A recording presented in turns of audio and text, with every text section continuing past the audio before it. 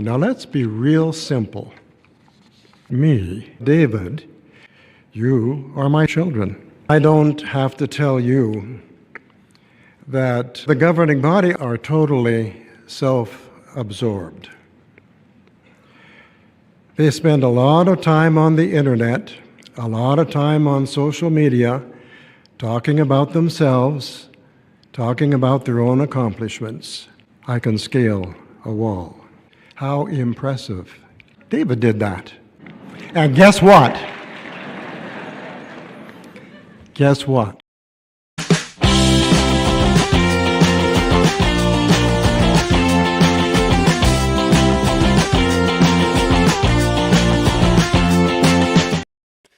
Hey everybody, my name is Jake. Welcome to Sunday Service.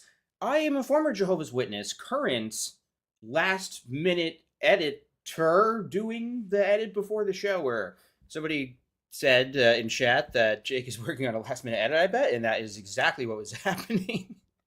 Yeah, okay, so that little intro from David Splain is kind of a result of a collaboration with chat. A couple weeks ago did a stream where I had my chat help me out watching this David Splain talk from the annual meeting and picking out funny stuff to say. And I'm trying to catch up on things that I said I would do before the end of the year. Thank you for joining us live. If you've never been here before, this is a live stream hangout fun time where we check in with my old cult leaders, Jehovah's Witnesses. Sometimes we talk about other cults, but probably not today. And I have an Alt-Worldly Live channel. I'm a little okay. We got to talk about YouTube for a second before we get into the main subject matter. We do got to talk about YouTube for just a second. Oh, happy day. All worldly complaining about YouTube.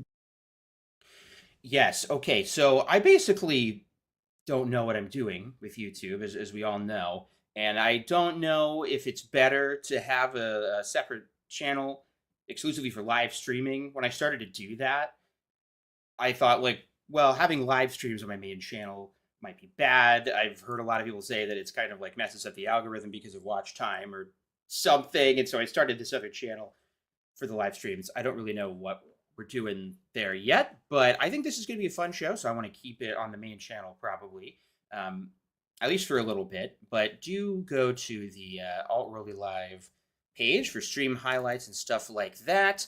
Thank you, Becoming Justin. Spoiler alert. Justin is going to be a guest on an upcoming interview. Hopefully you enjoyed the interview I did with Ben Coppola, former Watchtower writer, elder. Oh boy, this light is washing me out. Let's tone it down a couple notches. But I interviewed Becoming Justin as well, probably a month ago at this point, and I've just been behind on stuff. So look forward to that. It's a really fun conversation. And speaking of the video that I released with Ben, that video and the video I had done before that, which was the JW real estate scam video essay thing, attracted a lot of Jehovah's Witnesses. It attracted a lot of, angry comments or less than pleased comments. How do we want to put this?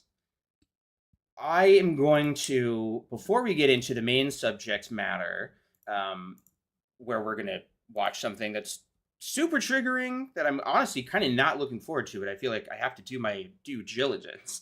Due diligence. It's a hard thing to say if you're me and have a problem saying words. Very sensible people willing to have conversations, I'm sure. Exactly. And thank you for lots of nice words in the chat about that interview with Ben.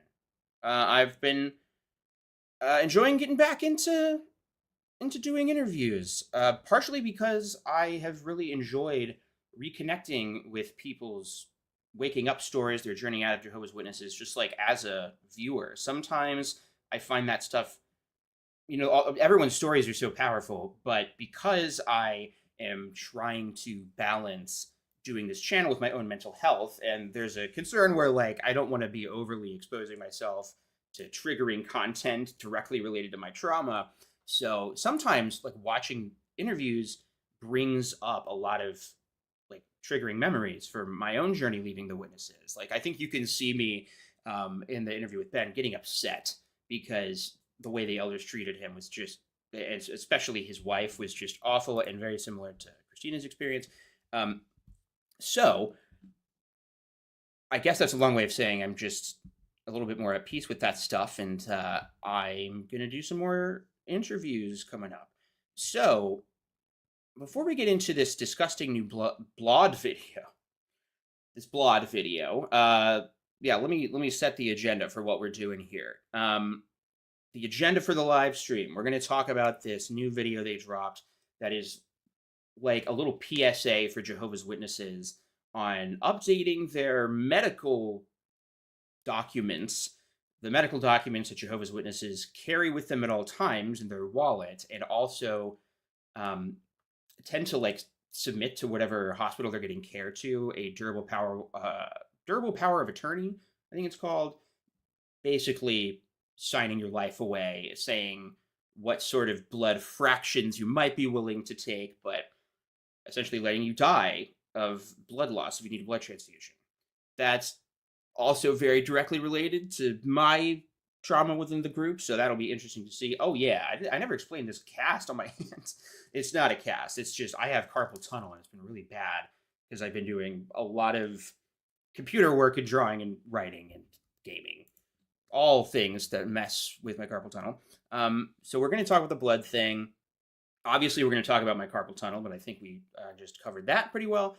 And then what I want to talk about before we get into all that is some funny comments that Jehovah's Witnesses left, which we like to check in on sometimes. And so let's do that. JW started bloodshed. Yeah, actually, you know what? I'm going to set that conversation aside, Jane's comment there, for when we get to the blood segment. Very ominous, the blood segment. But, okay, let me pull up my little folder here that has my mean comments in it. Okay. Oh, good. It didn't put them in any discernible order whatsoever. That'll be super helpful for us. All right.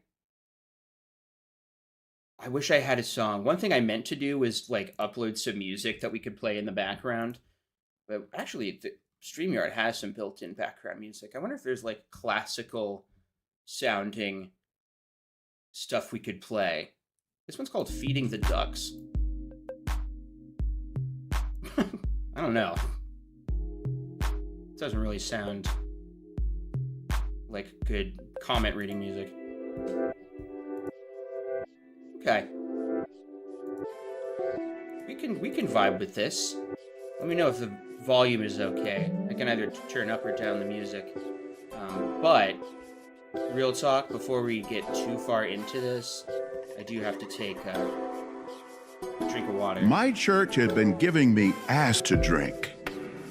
But now I was freely receiving, the water of life. Interesting. It continues playing the lo-fi beats underneath the drops. All right.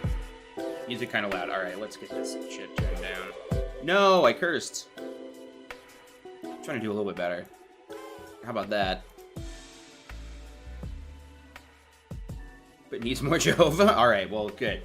We literally have a servant of Jehovah on screen, so you are in luck, my friend. Let's see here. So obviously this comment here, this is from a servant of Jehovah, 7849. Obviously it was not actually left an hour ago. This is just a screenshot from whenever. This is from the real estate video. Raising money is not immoral or illegal, you conscienceless liar. If you have evidence of law breaking, take it to the police and have the watchtower shut down, you shameless hypocrite. All right, well, I left a snide little reply that he should, watch the video, because it's not about their practices being illegal. In fact, it's quite the opposite. Like, the whole thing is about the banality of evil and how cults, and especially churches, godly groups like this, quote unquote godly groups, are able to get away with a lot because they take advantage of the extreme deference that our country like the US has towards religion. So yeah, I mean, their real estate shenanigans, their scamanigans aren't illegal, but they are unethical. That was my contention. That's kind of a low stakes comment. Understandable. All right, well, this is actually not a JW. This is from Mike G7547. I have overwhelming evidence that Jehovah of the Watchtower is Satan. I don't believe him. Like I told him, I think that you would first need to have overwhelming evidence that Satan exists. I'm going to be real with you. These kinds of comments really make me angry. They really, really make me mad. So that's just free information for the trolls out there if you really want to trigger me. It's doing this conspiracy bullshit where you're insisting that the Watchtower is secretly controlled by Satan or that they worship Satan. It's just, I hate it. I think it makes this all look so stupid. Like, this falls into the exact kind of craziness that the Watchtower is implying apostates are into. Like, most quote-unquote apostates are just people who sincerely have come to realize that the group is not the truth, that it's harmful, and we point to the obvious and measurable, demonstrable, real-world harms that the group causes.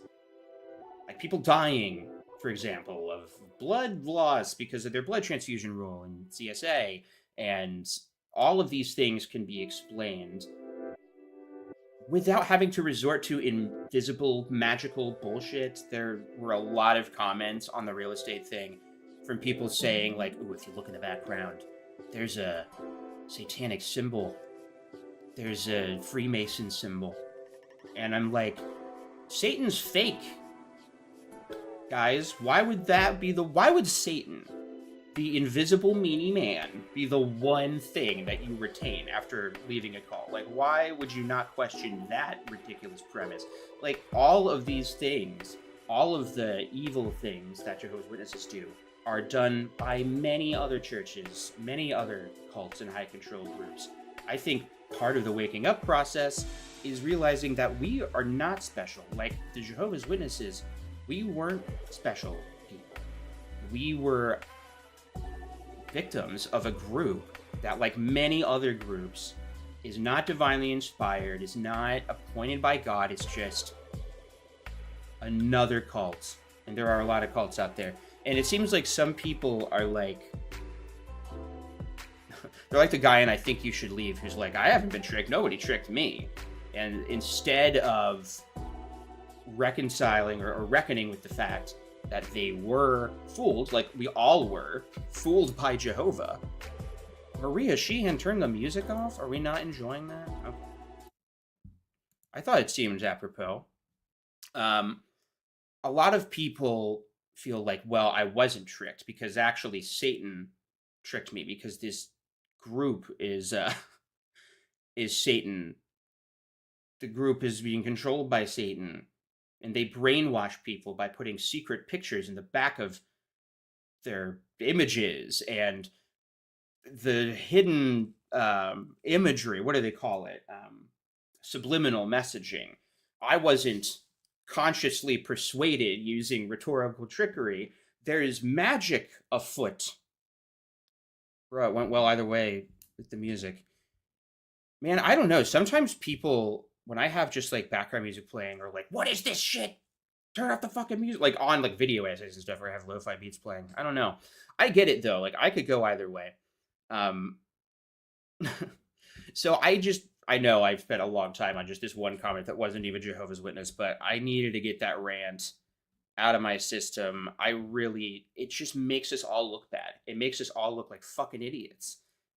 People who do this stuff do such damage to what XJWs are trying to do to, in good faith, make sure that there are reforms to this group that can make the lives of members better and like call attention to abuse so that they are forced to change things, like what happened with disfellowshipping. What happened in Norway is a result of a secular democracy that is not beholden to religion, so they are able to hold religions to account. And if the primary critics of Watchtower in Norway were talking about satanic symbols hidden in the back of publications, it would have just made us look insane, and Jehovah's Witnesses wouldn't have been held to account. So I get really upset about this. Fucking fix your brains. I can't. I can't. That wasn't a nice comment, but you just need to stop and think, hey, maybe there aren't invisible people hiding pictures in things. Maybe it's just that people, all people, in some ways, at some points in their lives, are gullible. Okay. This is another... I want to get to actual JW comments. Maybe we'll go back to this one, because this is another real weird conspiracy guy. But you can see here, look at the... Ooh, hang on. Look at the platform, how it resembles the Eye of Horus. Bleh. Okay, well, my wife helps me stay sane when I go on insane rants, and we actually have great news to announce. It's my wife, Christina. Hello. Hello. You graduated from college this weekend on Friday. I did. Oh my God. I know, it's crazy. So proud of you. Well, thank you. You Appreciate that. were studying the occult in the ways that Satan hides images in the back of commercials for chips. Is that right? In fact, that was one of my papers I had to do for psychology. How did you know? That's crazy. Here's the thing with psychology. There's all these secret people hypnotizing you into believing things. No, okay, sorry. I'm like making this about me and my bits. No, you're good. Sincerely, I'm so proud of you. Early when we got married, you said that like, like if I could go back to school at some point, it would be to do social work. Mm-hmm. And when you started to question the group, the first thing you did was like, fuck it, I'm going to school. Yeah, it didn't take a whole lot of convincing. It took me a whole lot of convincing to like even consider it because I was still preemie. Yeah. Once I started questioning things, you're like, why don't you just do it? And I'm like, you're right. Why don't I? Why don't ya? Why don't I follow Nike's saying and just do it? Well, but that Nike swoosh is actually a satanic symbol. We don't have time to get into that. But it was really like, I've just never seen this happen in my life, because we're not surrounded by people who are able to go to college or anything. True. Like you're the first person I know, like in my life, that I have seen just like, I want to go back to school. I mean, you signed up and you did it and you did all this hard work and then you graduated and you got your associate's degree. Mm-hmm. You're going you're transferring to a new school to go for your bachelor's and your master's. Mm-hmm. How are you feeling, homie? Well, right now I feel great. Yeah. Ask me in like a month and a half. We'll see. Yeah. Tired again. Yeah. Oh, man. But it's awesome. And I think it's like, it's inspiring for me and just, you inspire me a lot. Thank you. You do. My muse. My muse, who amuses me. Is that why somebody's a muse? Because you're a muse. That's what it's all about. You're a muse boosh. Brother Boosh. That was Bosh? I don't fucking know. I don't either, but I laughed. So you're welcome. Well, one thing that I will say is, I know you probably don't want to hang out in this room for too long, but well, I got like makeup and stuff on, so. Oh, okay. Well, you can. I feel like now I have to leave. Okay, bye. No. Okay, I thought.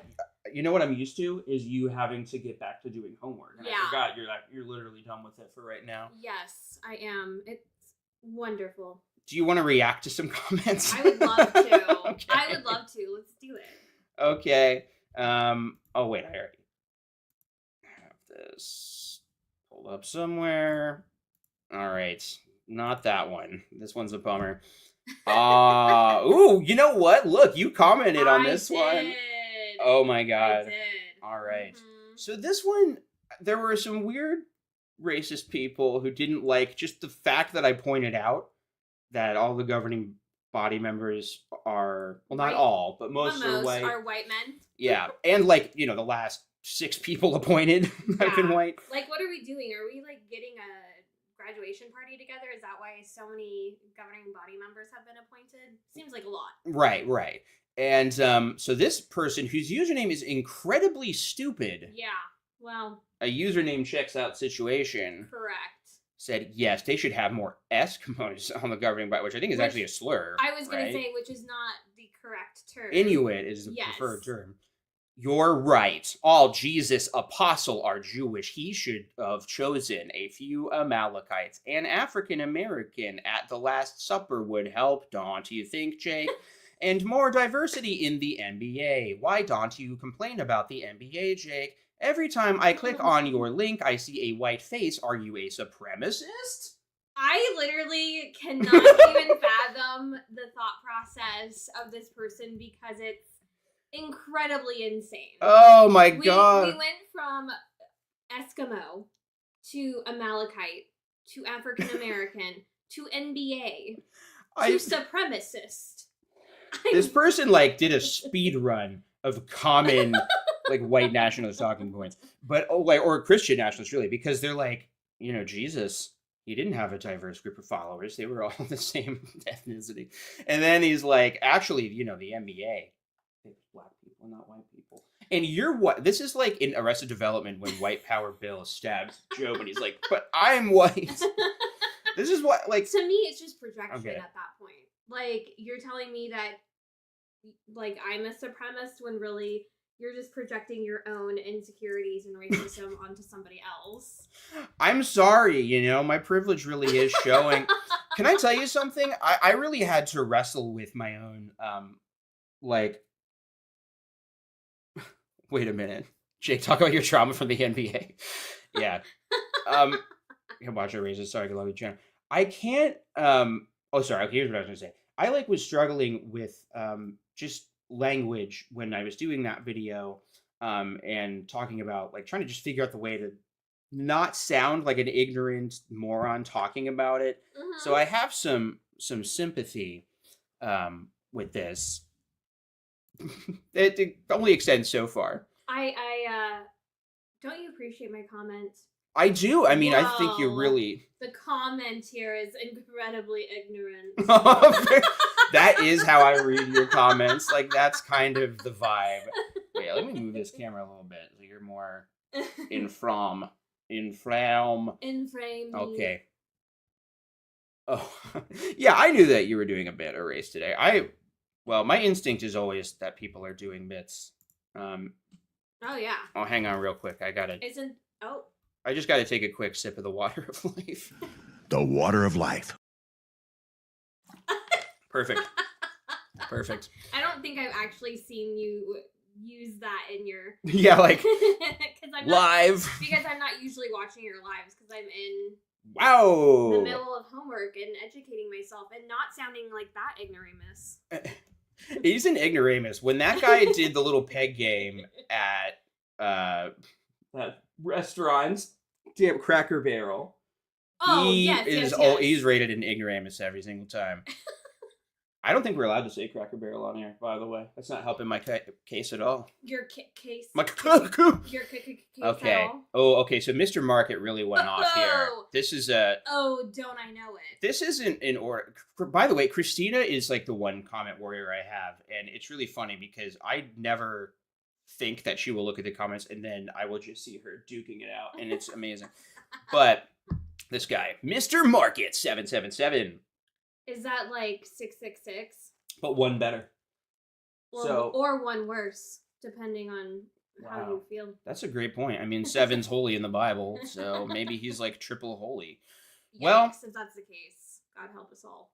Who did the little weirdo alt-worldly that's so angry at his father and does weird little videos for apostates? LMAO! What a weird, scorned little guy. LOL, I feel so bad for him. Come back, bro, or don't. LOL. What? I don't understand. Like, is that a diss? Okay, so with Mr. Market and Incredibly Stupid, the two genders,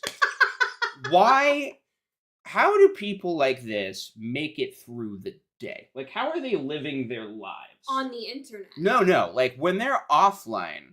No, I don't think that they're ever offline, is what I'm saying. But I need to understand, like, what does this person do in the morning? Like, is this how they communicate in real life? Yeah, I would assume so. It's probably less like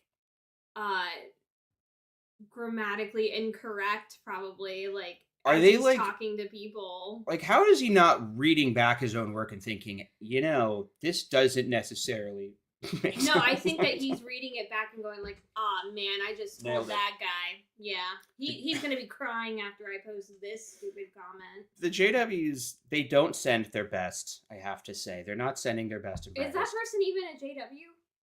Honestly, yes, which we'll see from a Oh, later okay. comment. Yikes. This one, there's nothing wrong with this comment. I just wanted to include it because a weird thing is happening with YouTube where it is recommending AI responses that I could just click. Like, you know how sometimes they'll do that on emails too? Oh yeah. Where they're like, oh, you can just say, thanks, I appreciate it. Yeah. I don't know who these Philistines are who click on pre-written response. Truly the hallmark cards of email replies. It's unfortunate. I It agree. really is. But this person's like, I'll be the first to admit I don't agree with a lot of your content and ideas, but credit where credit is due. You nailed it on this one, well presented. So nice comment, but it was like Your AI mess. there was multiple options. I'm glad you're able to separate the information from the messenger. I like that one. That's really in my voice too. That one's really the tone of the channel. AI really nailed it. They know me. Really channeled Jake's voice on that. Gronk gets me. Okay. Oh, Mr. this Mark is guy. back. This was on the Jacob Rumpf video. You're wasting your time trying to trash other religions. It's not a good look. Spend your time on good works. Or don't, whatever you want. Take care. No, do whatever you want. Or do whatever you want. Take care. So that's kind of nice, actually, because he I left don't some know. options. I feel like he's going like, you're a fucking idiot, but take care. I like that he's basically like, this is not cute. This is not cute. This is not a good You're look. doing well, sweetie. You're doing well. you're doing very, very good. Okay, but then he really had a hard time with this Mhm. one. Report this video. Bullying or harassing. 19 strikes and it will get automatically taken down for review. I literally is he encouraging people to report your video? Is that Yeah. what that is? For all of his fellow witnesses. I doubt that he even has 19 friends. Hoo-hoo! Sorry. Devastating. Sorry. Mr. Market, you just got dunked on by a college graduate. Which he probably is not. Oh, well, yeah. Maybe he There's not a lot of evidence pointing to the fact that he is college educated. or has ever read a book. Yeah. Maybe he majored in Mr. Marketing. Maybe. So, this is a special one actually. So, I'm gonna be doing a video probably for patrons on like kind of like a year-end review for comments or sorry for like my favorite videos that I did and like okay what did I do okay this year, what can I improve on, stuff like that. I think my favorite video that I did this year might be this Leak JW Elder Training video, but it didn't get a lot of views.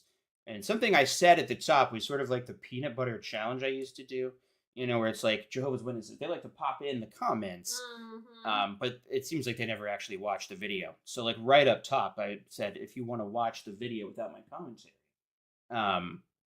nobody reply to any of these JWs asking that. Just say Sleepy Kirby, and because I was just looking around the room and I got a Sleepy Kirby in the background.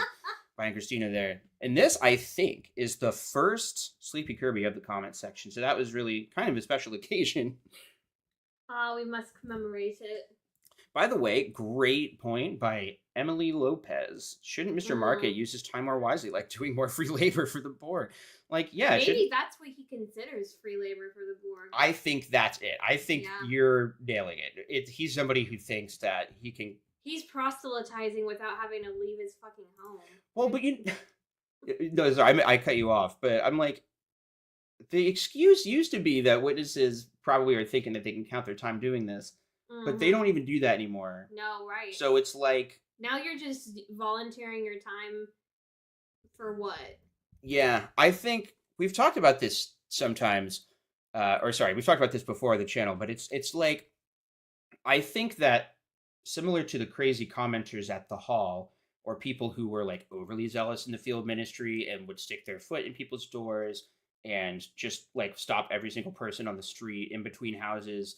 There are some people who kind of have, in addition to the normal narcissism you have as a Jehovah's Witness, like they have the savior complex where they're like, they basically are just taking really seriously the blood guilt thing that the group is putting on them.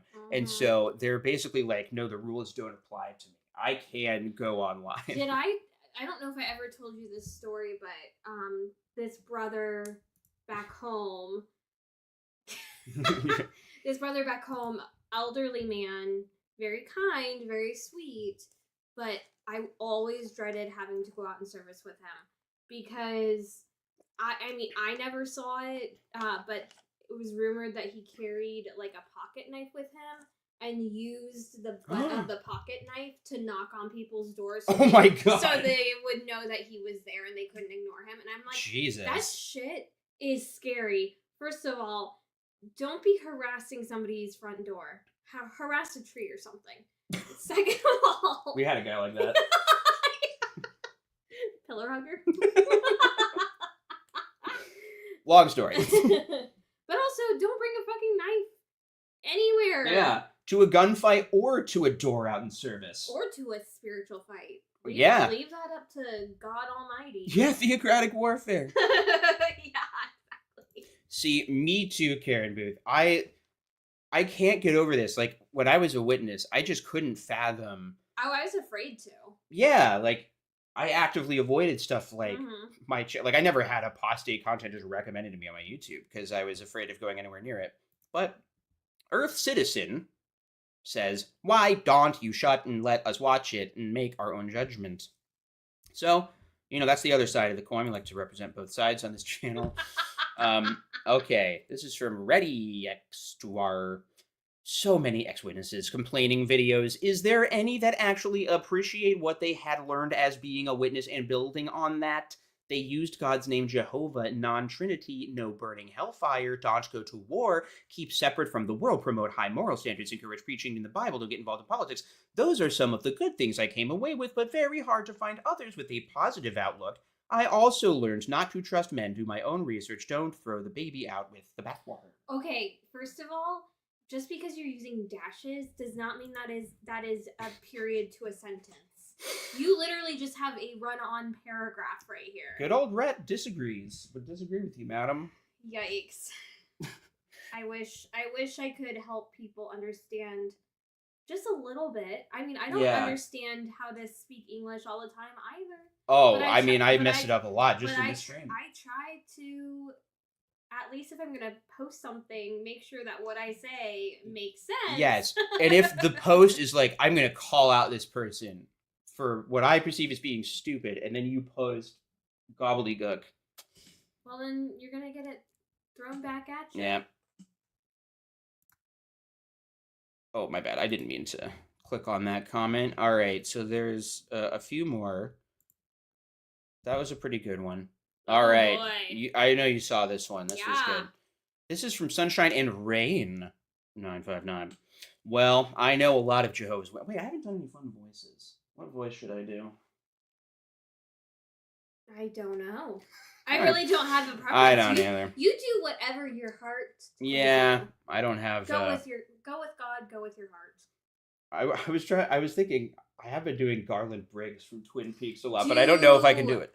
Well, I know a lot of Jehovah's Witnesses, whether you agree with them or not.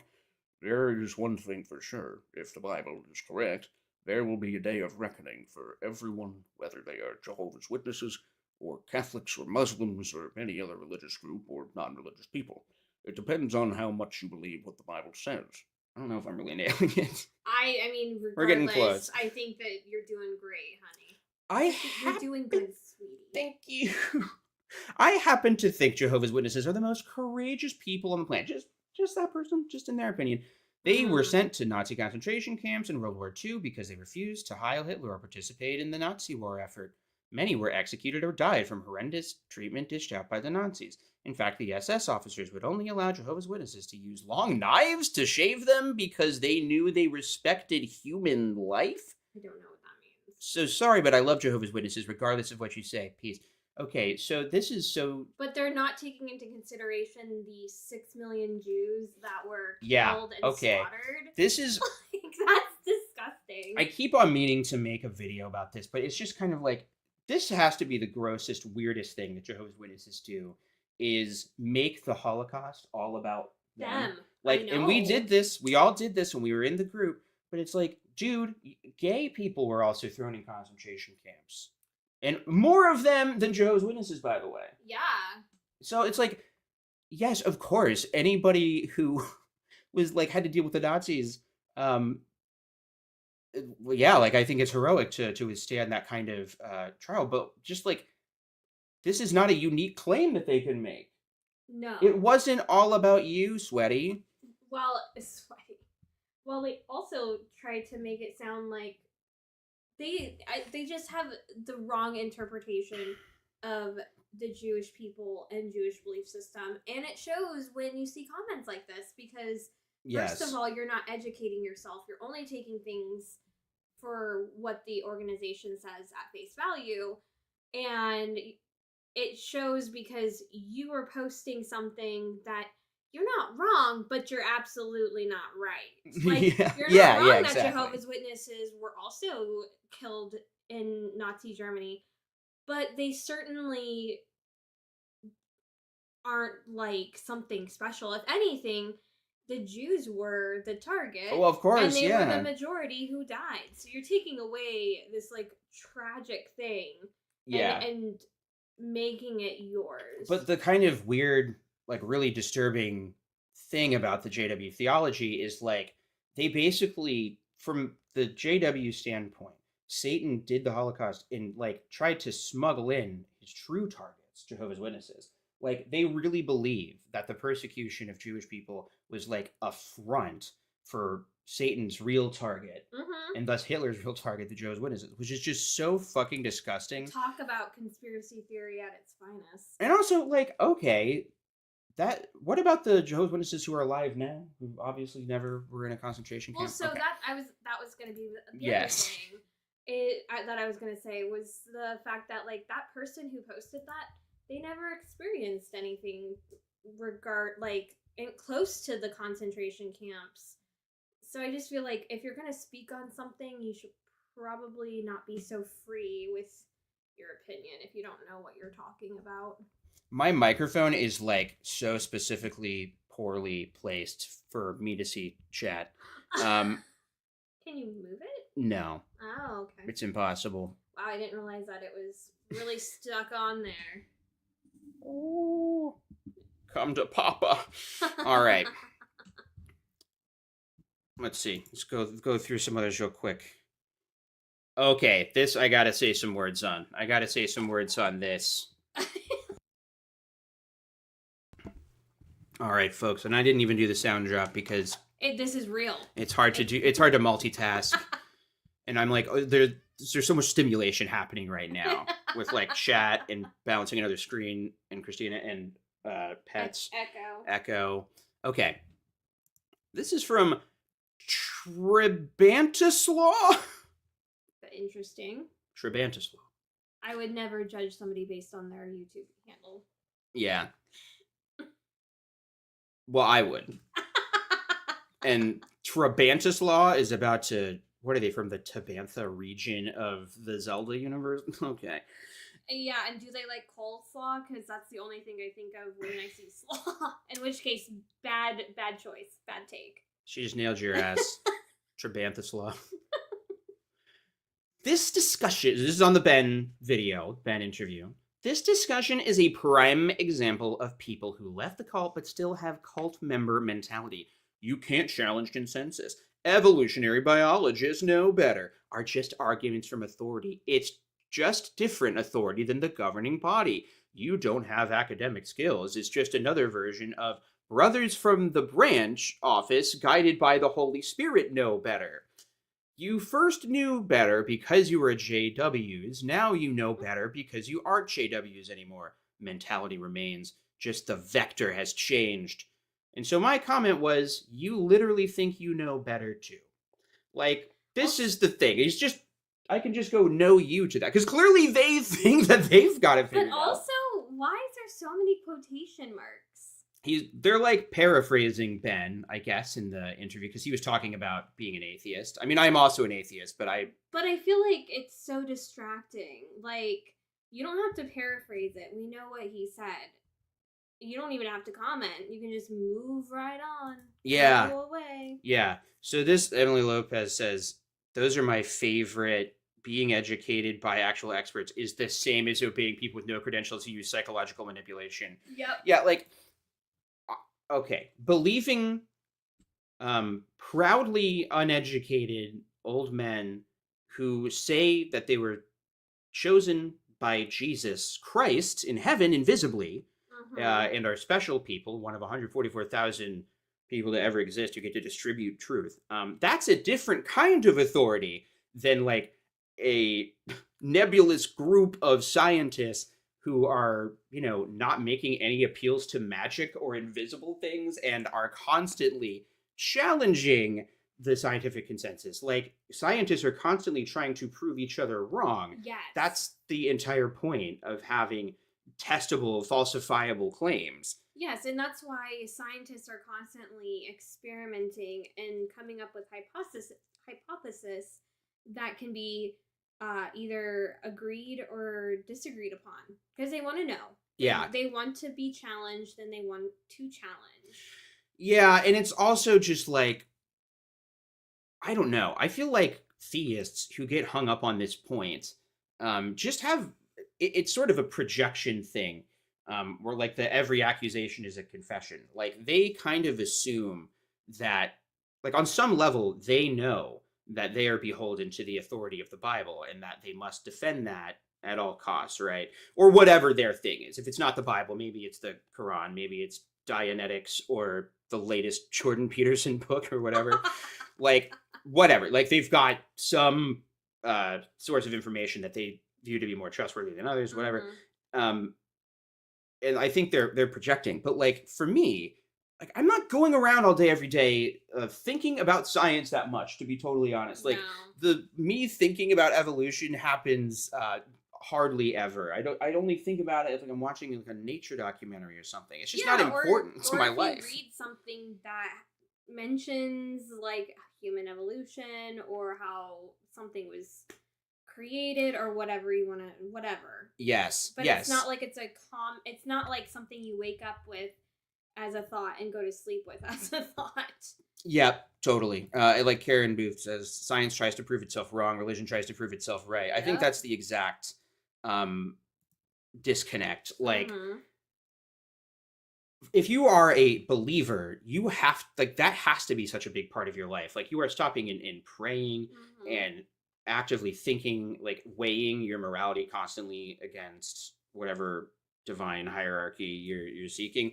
And like, for an atheist like myself, like, I guess I'm a secular humanist, but to be honest, I just don't, like, I just live my life. I've got things that I like, that I'm passionate about, that I do, and like, science is frankly just not that important in terms of, like, I really like listening to science. I really like listening to smart people who can do like a fun YouTube video about stuff, like Forrest Valkai or Erica Gibbons, like people like that.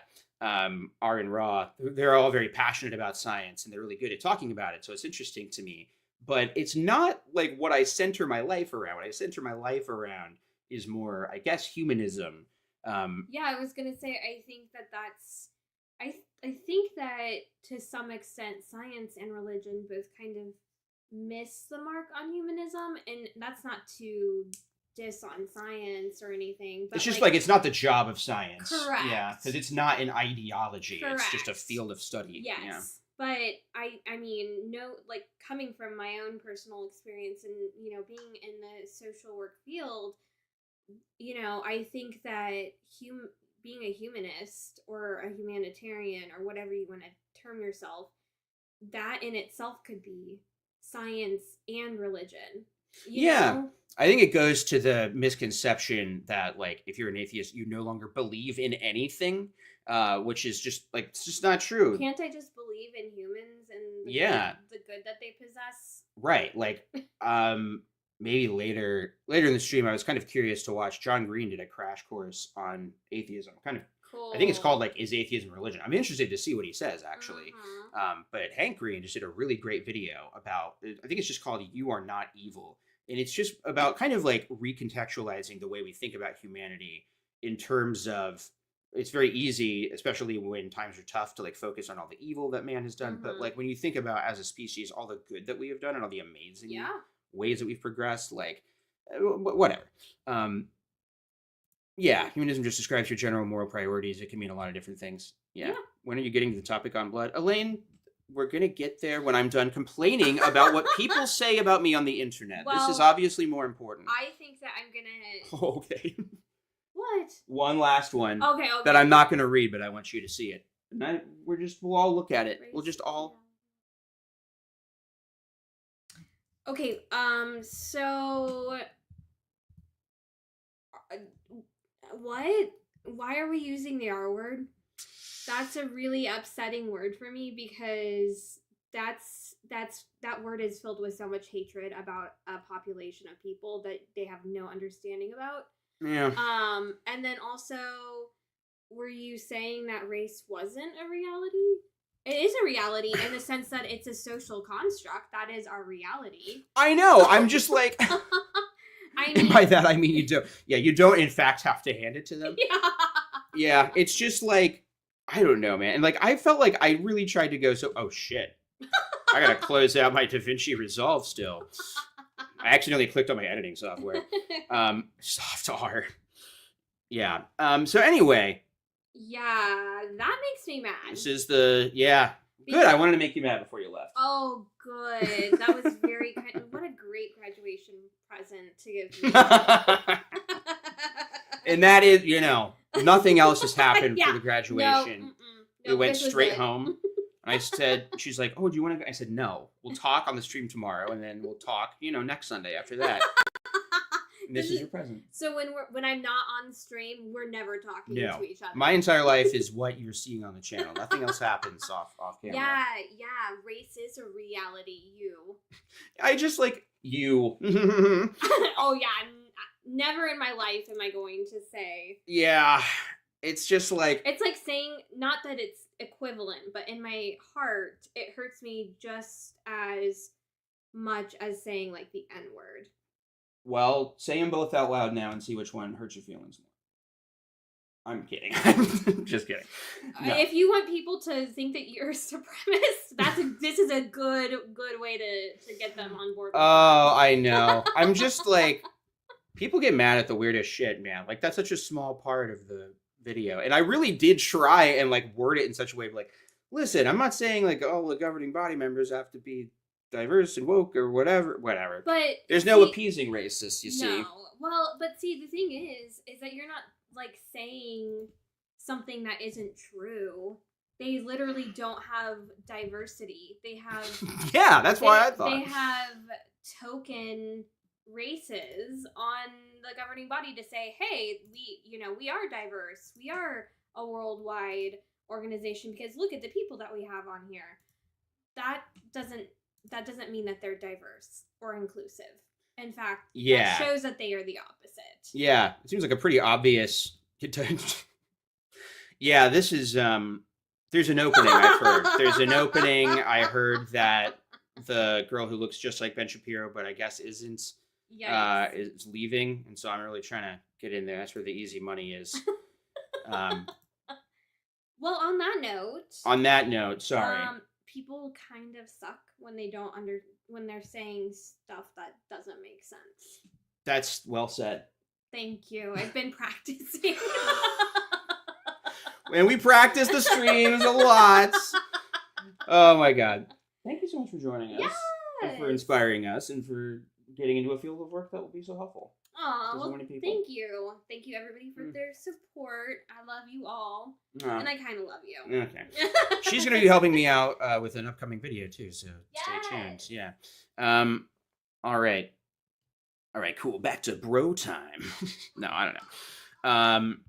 Okay. So now we're going to talk about blood. So that's more of a fun segment, I guess. Actually, it ended up being way more serious than I thought it was going to be, and longer. A lot of things we could say. All right, so here's the situation. Maybe I can, but actually, you know what we'll do? We'll put a quick stamp on that because we did, and I didn't realize it at the time, but in hindsight, we did take a little dive into the politics. It's difficult not to take sides in politics. It's very difficult because we are aware of the issues. All right, we are aware of the issues over here on this channel, but back to the non-issues, back to blood and such, blood transfusions and so forth. All right. For those of you who are not aware, this is a new segment, by the way. We do segments now because we post stream highlights on Alt-Worldly Live, and they're so good. And we love our segments, don't we, folks? Don't we just love the segments? Okay, so for those who are not aware, Jehovah's Witnesses do not allow blood transfusions. They follow this mandate in the Bible where it says not to eat blood, and they believe that if you inject it into your veins, that's the same thing as eating blood. It doesn't really make sense, but that's what they believe. And unfortunately, it kills a lot of people, including almost me. But thankfully, by the time I started needing blood transfusions because of my chronic illness, I was PMO. So, stream 15-minute highlights, we delights. Yes, thank you, Double O. Perfect. All right, so I have not watched this. Hence why the intro had nothing to do with anything. It was not a clip from this.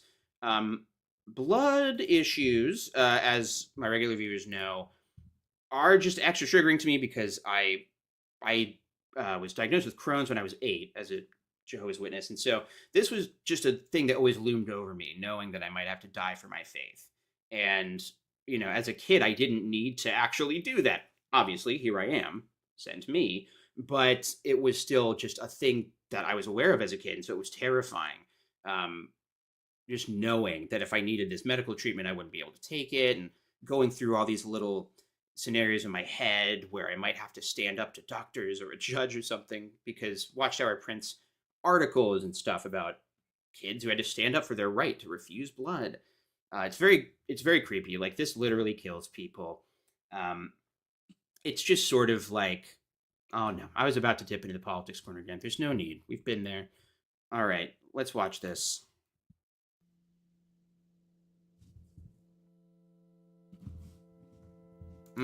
Okay. Well, I guess they're not reading this out loud, but it's just silent. Be wise, my son, and make my heart rejoice. The shrewd person sees the danger and conceals himself. Me and Christina quote this a lot, but we're OGs who quote the old New World Translation. The old World Translation, which said, the shrewd person foresee the calamity and conceal yourself. This new one says sees the danger and conceals himself. First of all, I thought you said the shroot. The shroot, not the shroot. The shroot person. Oh, that is good. But also, that's a weird revision on that scripture. I like calamity. The shrewd one conceals himself.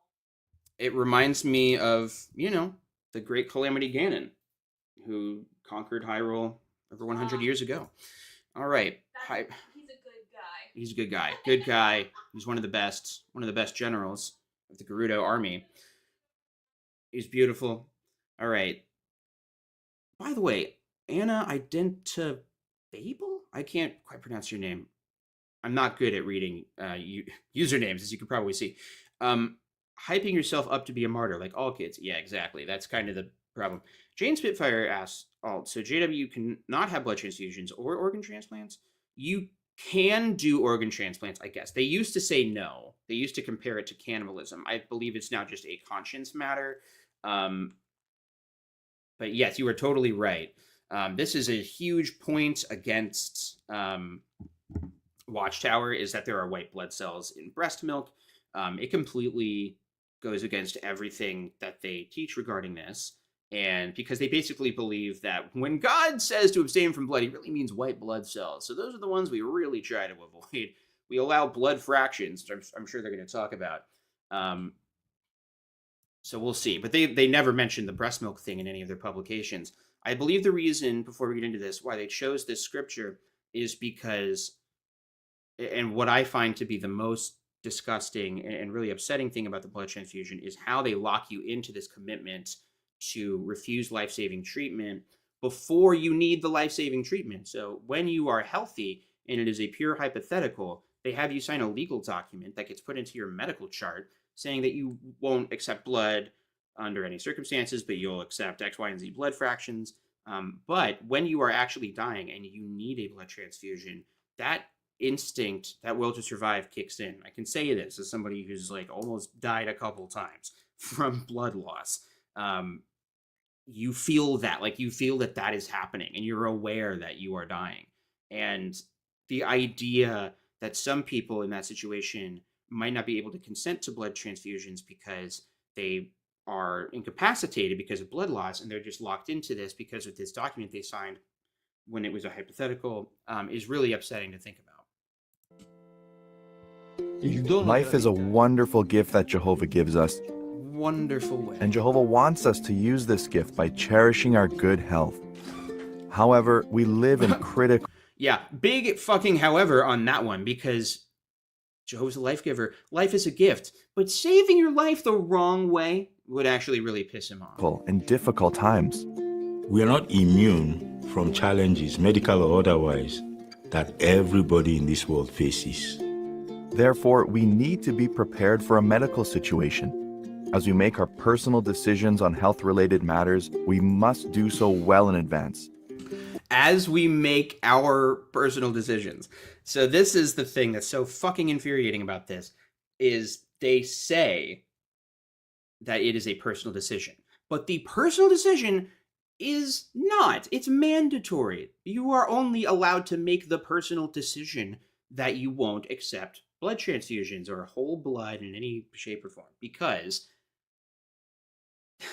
if you decided that you didn't actually want that, you would be socially pressured into doing it by the elders, right? They would hound you like, hey, we don't have a DPA for you on our congregation records because the congregation elders, the secretary, keeps track of who has their DPA card up to date. And so if they see that you don't, they're going to pressure you and shame you into doing it.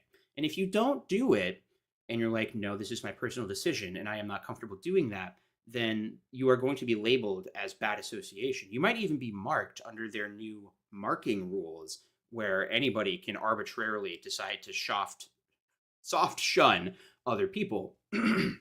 So there is just an intense social pressure to have these legal documents signed, as they say, well in advance. So you're just supposed to have this before you know anything about whatever condition you may have in the future. You're supposed to commit yourself to this thing, which absolutely can and does kill Jehovah's Witnesses. 3 provisions can help us: a completed durable power of attorney, DPA, or the identity card, medical information Sorry, documents, folks, I got a vape.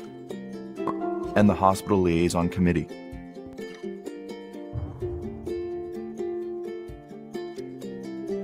Even though I am young and healthy, I know that accidents can happen in my everyday life.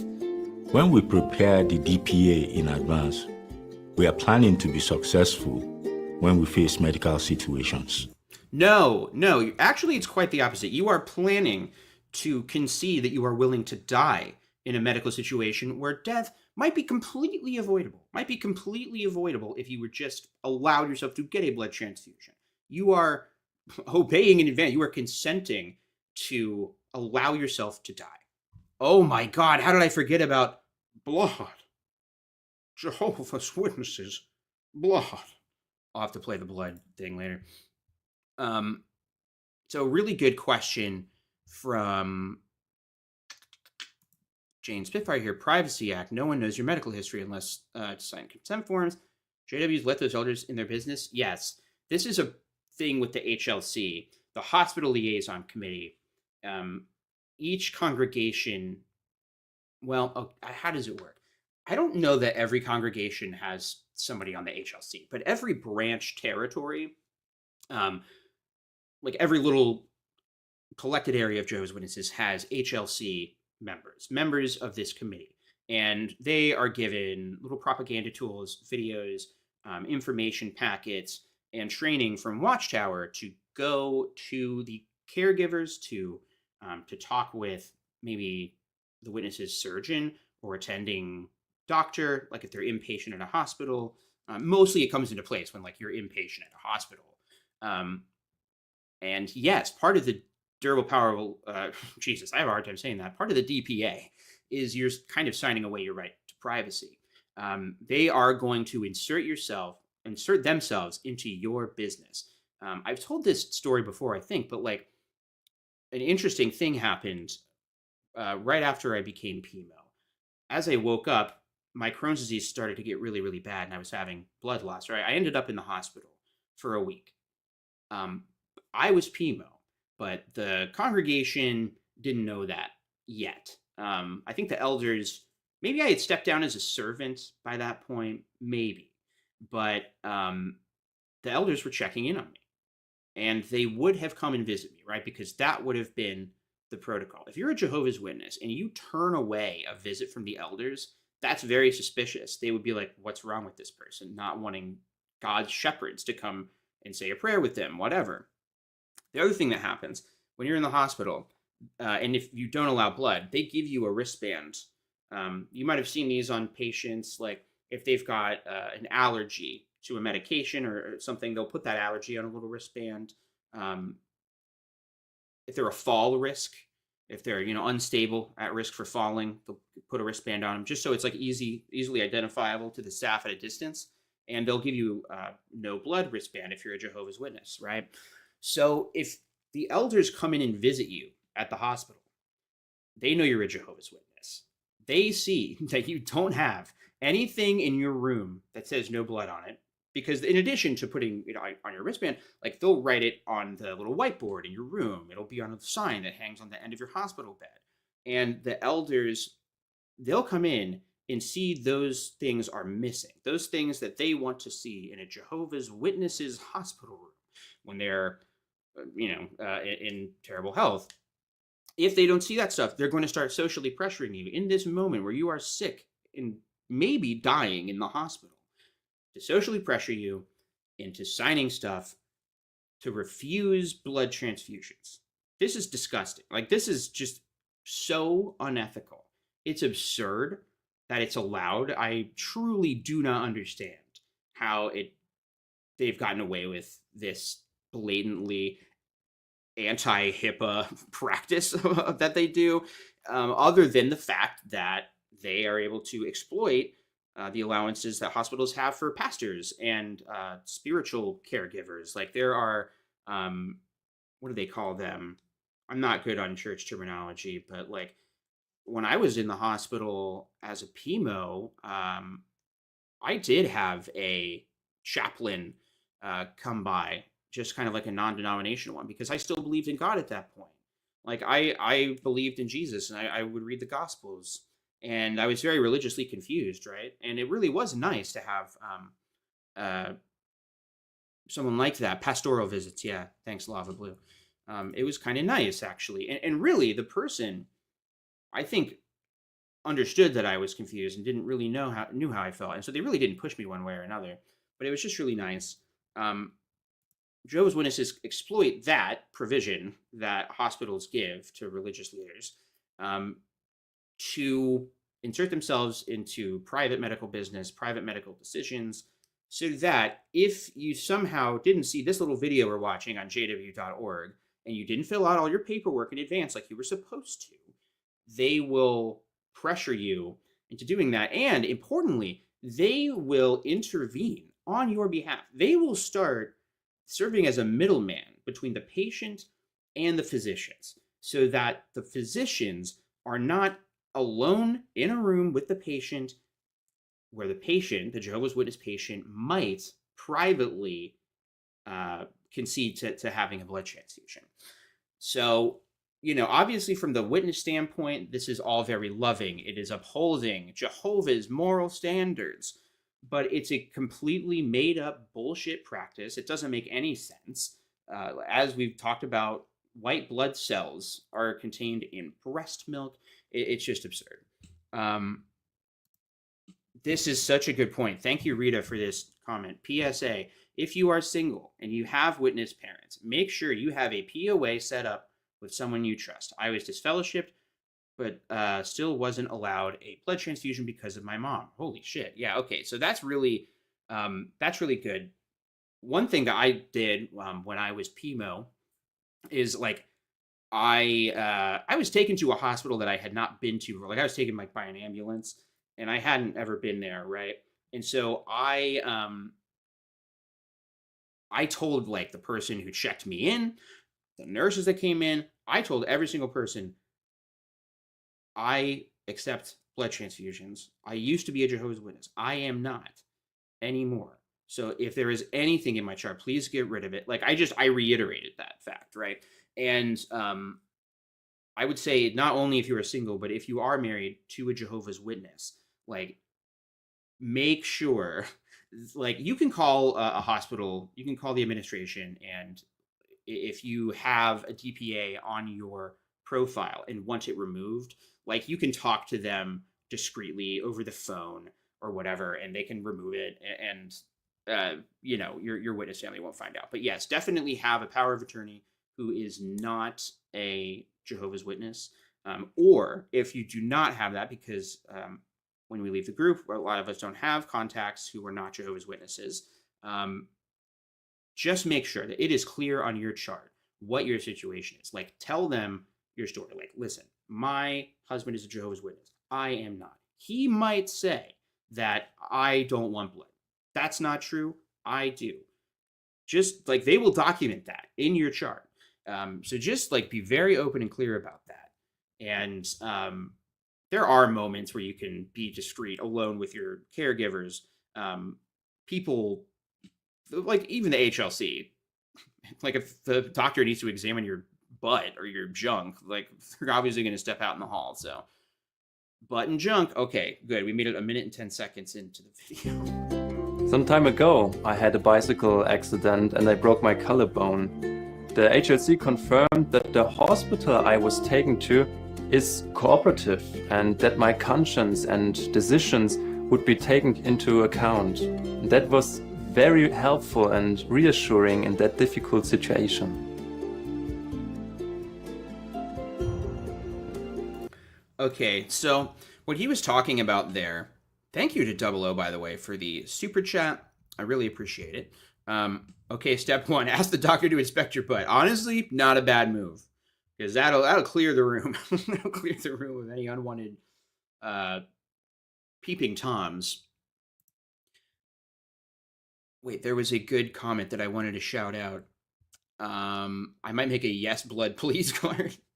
That might freak people out, like, whoa, this person seems to just actively want to drink blood or something. Yeah, proactively consent in advance. That's good. Okay, so what this kid was talking about, like, hey, I'm young and healthy, but the HLC, Hospital Liaison Committee of Jehovah's Witnesses, informed me that the hospital I was at was cooperative with JW Care. So what does that mean? Well, there have been advancements in medical science and medical technology, surgical technologies, to accommodate people like Jehovah's Witnesses and, yeah, somebody mentioned Christian Scientists. There might be other religions where people don't accept blood transfusions. I'm not really sure, but mostly Jehovah's Witnesses, right? And so, yeah, like when I was a kid, I was taken to Nationwide Children's Hospital a lot. Actually, I don't know if it's called Nationwide Children's Hospital anymore. It wasn't called that when I was a kid. It doesn't matter. But it's a world famous children's hospital because they're very, very good. Like they've got really advanced medical treatment and stuff. So people like legitimately travel from all over the world. Like parents will take their kids to the Columbus Children's Hospital. And in fact, we talked about John Green earlier. He has written in his nonfiction stuff about how he was a chaplain at a children's hospital, and that's what caused him to write The Fault in Our Stars. I'm pretty sure he was a chaplain at that hospital. He was a chaplain at the Columbus Children's Hospital, which is fucking crazy, right? So somebody brought this up in the comments of the real estate scam video that I just like, it blew my mind and also pissed me off. Jehovah's Witnesses have tens of billions of dollars in assets. The Watchtower does. They made hundreds of millions of dollars from their property sales in New York, and they started this asset management firm.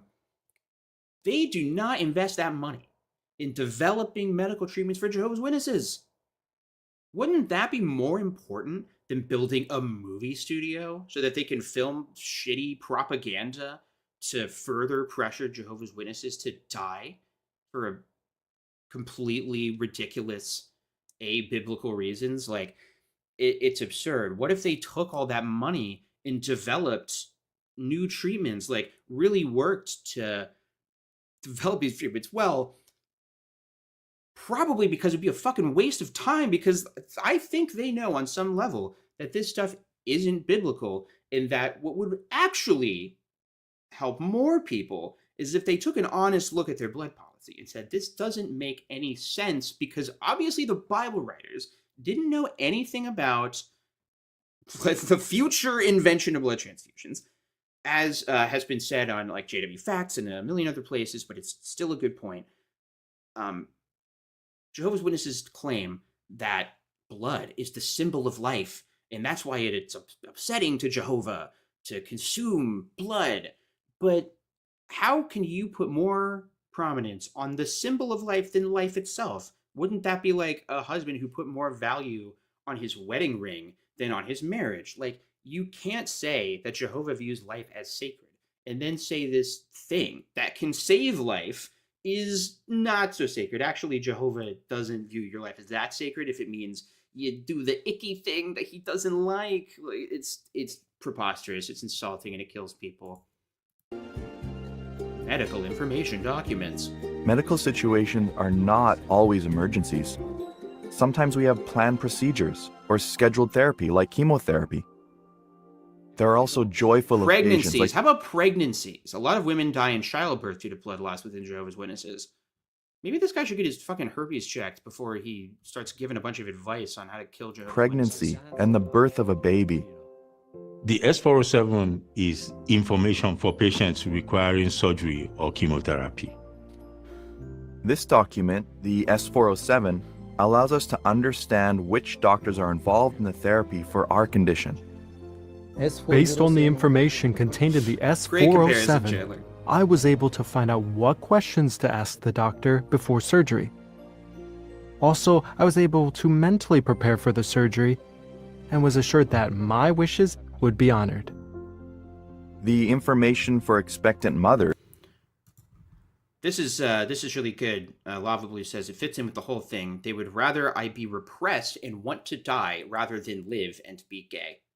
Yeah, I mean, let's be real. That's the complex a lot of us face when we leave. Like, I talked about this before, that it kind of felt like, or maybe I had the feeling of, my parents would have rather me die as a good witness than live as an apostate, as a critic of the organization.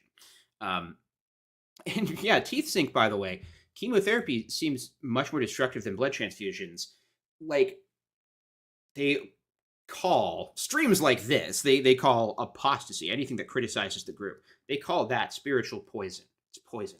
And you would never want to let even a little bit of poison into your body. That's the analogy that they always make. But that also doesn't make sense, because chemotherapy is injecting poison into your body. Like, chemotherapy is poison. It's absolutely ridiculous.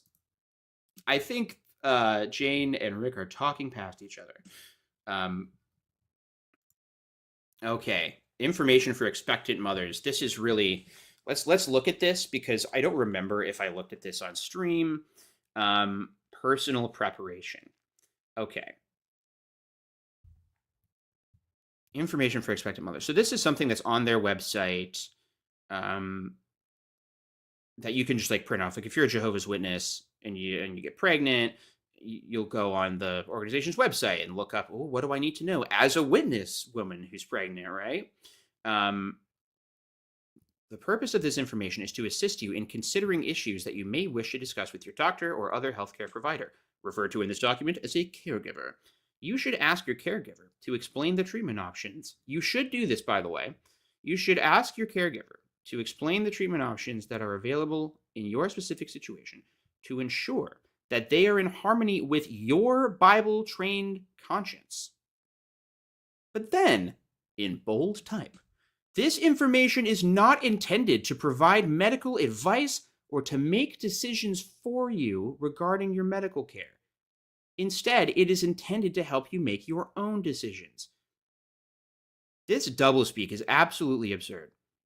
You need to make sure that your doctor is in harmony with your conscience that you have, and we're just, obviously this information is going to sway your conscience towards rejecting blood transfusions. But no, it's not, because it isn't advice. So what is it? If this is not advice, it's just information, just vague information, well, then why isn't there information that discusses the positive reasons why you might need a blood transfusion if you're experiencing extreme blood loss during pregnancy or birth? So, personal preparation, what can you do? Study this video, how to make healthcare decisions regarding blood. By the way, guess what the point of that video is? It's don't accept blood transfusions. Prayerfully decide what medications and therapies you will accept. Certain treatments may involve blood fractions, derivatives, or the use of your own blood, durable power of attorney, all that. You may seek assistance from the hospital liaison committee in selecting a cooperative doctor for either yourself or for your children. The HLC has working relationships with the physicians who are skilled in avoiding blood transfusions. This should be done as early as possible in any situation that requires a hospital stay or surgery, even if it seems that the situation might not involve the blood issue. Because, God forbid, you just get blood under anesthesia because there was an unexpected amount of blood loss during surgery. So just to be safe, they gave you some blood. Well, if that happened, Jehovah would be mad at you and sad, and it might jeopardize your ability to make it into paradise.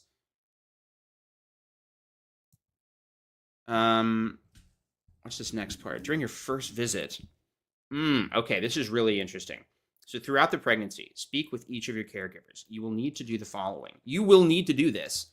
This isn't advice or intended to help you make decisions regarding your medical care, but also here's what you need to do. During your first visit, inform your caregiver of your position on blood transfusion. Confirm that he is able and willing to respect your decisions. Well, the unstated thing here is that the base assumption is that the position of every Jehovah's Witness is to be anti-blood transfusion. Why? Because it's mandated within the group. It's part of the fucking rules.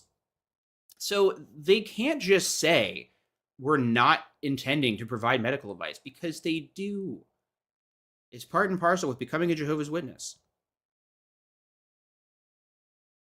The S401 is a particularly useful document, especially for new mothers. Whoa. Hang on. Look at this. The Look how detailed this S401 gets. is a particular Insane. Staying healthy. Inquire about the use of medications, caffeine, and alcohol, and ask for suggestions on nutrition and lifestyle. Ask your caregiver whether you are anemic, not having enough healthy red blood cells, and if so, whether you should take supplements. Labor and delivery. Ask your caregiver about the signs of labor and premature labor, which of course you would never do unless you were a Jehovah's Witness. How is this information? How is this information if it's phrased as this is what you must do? Like this, they're so fucking stupid. They're so bad at this. Nobody calls them out. All right, I'm going to try this thing where I reduce background noise. Let me know if my mic quality gets worse. We've got the drying machine dryer going in the background. It's a little loud. Sorry, I haven't been looking at comments because I've just been kind of vamping here. This is really crazy. 1, ask your caregiver about the possibility of delaying the clamping of the umbilical cord. Inquire about the circumstances under which a surgical delivery, cesarean section, might become medically necessary. They don't, there's more risk of blood if it's surgery. So they want witnesses to, in a premeditated way, avoid having a C-section. Or accept no, they're just saying this. It's just information. And the information is, ask your caregiver about this specific medical thing. Bleeding after delivery. Advanced preparation by your caregiver is vital. No shit. Ask your caregiver how he will prevent excessive bleeding shortly after delivery or control it if it occurs. Ask your caregiver to monitor you closely. This is so stupid. Like, are they under the impression that caregivers just casually are fine with their patients bleeding out because they treat blood transfusions as like, we've got just a super soaker full of fucking blood. We'll just squirt it everywhere. Like, yeah, a good caregiver is going to do this anyway. You ditzes. Ask your husband or another individual. It's assumed that if you're pregnant as a JW that you're married, to stay with you for a time after delivery in order to alert caregivers of unexpected difficulties and risks. Again, no shit.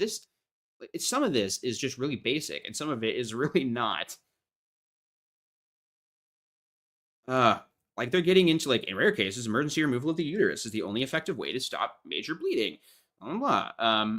Premature birth. A baby born prematurely may need treatment in an intensive care unit for newborns. Direct the baby's caregiver to use all available measures to avoid giving your baby a blood transfusion.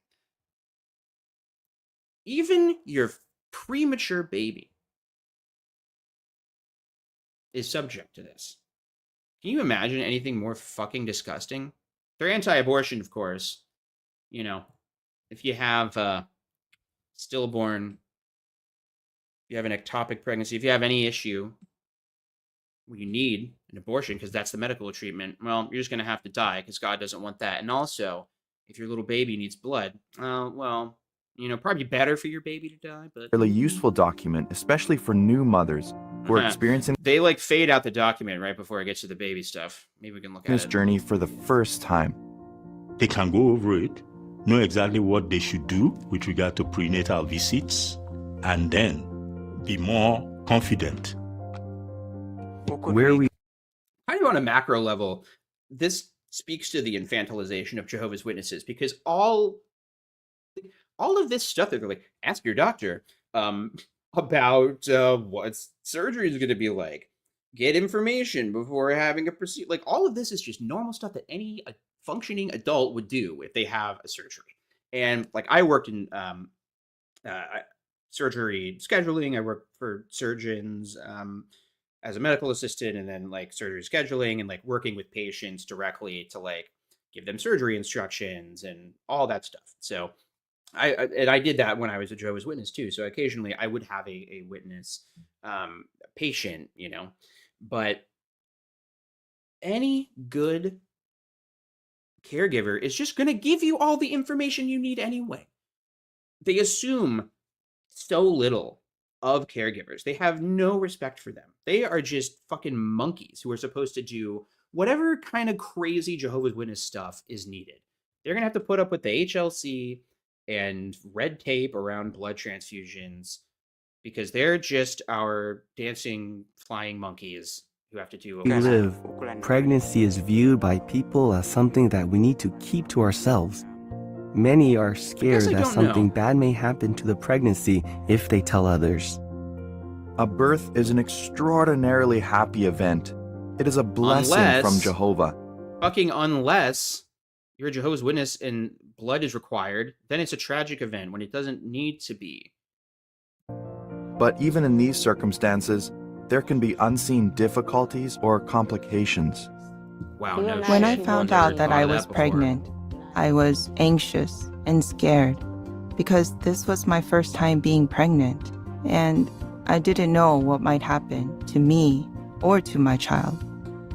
This is just really, like, pregnancy is so scary anyway. Like there's enough like fear and worrying about what could go wrong just normally with any patient who's not a Jehovah's Witness. And then you add on this existential fear that you might have to die or that your baby might. Like, this is really fucked up what Jehovah's Witnesses put their members through, which they don't have to do. The Bible does not say anything about blood transfusions. It says don't eat blood. And obviously, eating blood is bad for you. Like, if you just guzzle down a bucket of blood, yeah, that's bad for you because it works differently than putting it in your veins safely because it's been screened and tested and it's got your right blood type. And for healthcare professionals are administering it to save your life in a last case scenario. It's just disgusting. The S401 document let me know that I could contact the HLC and reach out to them for help. Oh, good. The HLC brothers helped us find a doctor.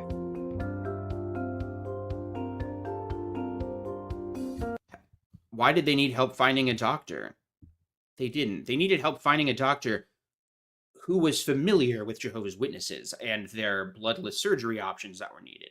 And, you know, I want to be clear that I do think it's good that Jehovah's Witnesses have these options. Like, I am so grateful that there are physicians and like genius, like inventors and medical scientists who have created this stuff to just because they care so much about saving people's lives that they are willing to respect the individual choices of Jehovah's Witnesses, right? But Jehovah's Witnesses, like, it shouldn't have to be this way, right? They don't invest any of their money in developing this technology, and they have just no respect for the fact that doctors want to save their lives. They just don't, it doesn't seem to matter to them. It shouldn't have to be this way. We shouldn't need a bunch of crazy technological advancements just to circumvent a normal, safe thing that is used as a last resort anyhow. It's tough. Like, I know that it's good that they've developed this stuff, but like Jehovah's Witnesses have not developed this stuff. They created a problem with their spurious beliefs, which, let's be clear, they can never change. They're locked into this because if they ever changed it, it would open a massive lawsuit, just a massive class action lawsuit, because they've interviewed them on jw.org, parents who have lost their children due to the blood issue, people who have lost their spouses, the mother of their children due to the blood issue. So many people have died. If they ever did a new light switcheroo and said, Jehovah has revealed to us that we can change this arrangement, well, they're fucked, right? They're going to just get obliterated in legal fees and people suing them rightfully for, you know, arbitrarily making somebody die based on something that wasn't ever scriptural in the first place. And so now they can't change it, and they can never change it. That's why they do it. It's because the people at the top are cowards. They don't care what's true. They care about wriggling out of legal consequences for the damage that previous generations of the governing body have done. So they are locked into this for life. It's never going to change. And I hate it. I hate it. Somebody really needs to take Jehovah's Witnesses to task legally for the HLC arrangement. You know, I don't know how that can happen. I don't really know. Maybe I could try and talk to some doctors that I work with about what they think of that. You know, just kind of describe to them the HLC thing. It's hard because I don't want to like give them homework, you know, like send them all these videos and stuff. But maybe I'm sure some of them, because I work a lot with surgeons, I'm sure a lot of them have had direct experience with this. Sometimes nurses have come and asked me questions about if they have like a JW patient, right? They're not telling me their personal information, just that they're a witness. So maybe we could just try and reach out and put out some feelers. But if you work in healthcare, put some feelers out. Just try and figure out like what's a way forward to change this, because like this is bad. This kills people. It shouldn't have to be this way. And I think what we've seen in Norway proves that the only way to get the organization to change, to make common sense changes that make the group less dangerous for children, for everybody, is to hit them in their wallet. The only thing they actually care about. They just care about keeping the ship afloat. maybe not personal wealth, but the reputation of the group and keeping this house of cards, it's barely duct taped together. I think we got to start thinking proactively about this.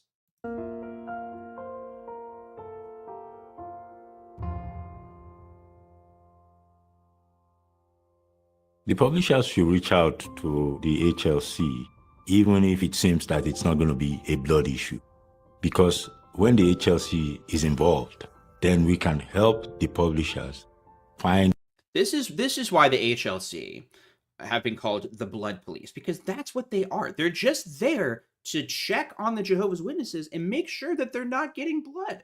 Like, yes, in their self-conception, they're doing something loving by defending one of Jehovah's people from a system that is compromised in some way by Satan and that does not understand Jehovah's standards, and so may pressure one of God's servants into accepting medical treatment that compromises his relationship with Jehovah. Like, that, in their head, they're doing something amazing. Like, HLC guys think that they're basically doctors. They basically think that they're JW doctors in their self-conception, because they're saving lives and making sure that witnesses' personal beliefs and personal medical decisions are being respected. But it's not personal. It's the rules, because there are consequences for allowing a blood transfusion. You disassociate yourself. It's the same thing that happened. Like, you'll be treated the same way that they treat apostates. Like, if you're unrepentant about it, if you genuinely don't believe in this, if you're a Jehovah's Witness, you read the Bible and you come to your own conclusion based on your relationship with God, based on your understanding of the Bible, based on your prayers and the Holy Spirit, whatever, and just your own research into medicine, your own health issues, if you come to your own personal decision that allows for blood transfusion, like, best case scenario, you can just never talk about it. Like, you just can never talk about it and never tell any Jehovah's Witnesses that that's your feeling. You would just have to keep that to yourself, which would kind of put you in a position of lying and hiding a sin, right? And so it's still bad. It's still bad. Like, even in the hypothetical where a witness could come to their own conclusion, they're still going to have the blood police pressuring them to do it this other way. And, like, if they just did it and kept it to themselves and the elders didn't find out about it, then they're going to have this thing on their conscience. And, like, every talk at every meeting where you're told about not covering up transgressions and not covering up sins, because Jehovah always sees, like, it still creates an unnecessary amount of stress and anxiety, which, as it turns out, is bad for your health. The competent doctors who would respect their decisions and wishes. There is no reason to hesitate to reach out. The HLC is very happy to receive calls from brothers who need assistance. We are prepared to help, and Jehovah has trained us to do this job, and to do it well. As members of the Hospital Liaison Committee, we cannot make decisions for our brothers and sisters. The realm of decision-making for medical care is under the principle at Galatians chapter 6, verse 5, that everyone must carry their own load. But Jehovah helps us by providing the HLC as a support so that we can better carry that load. The Hospital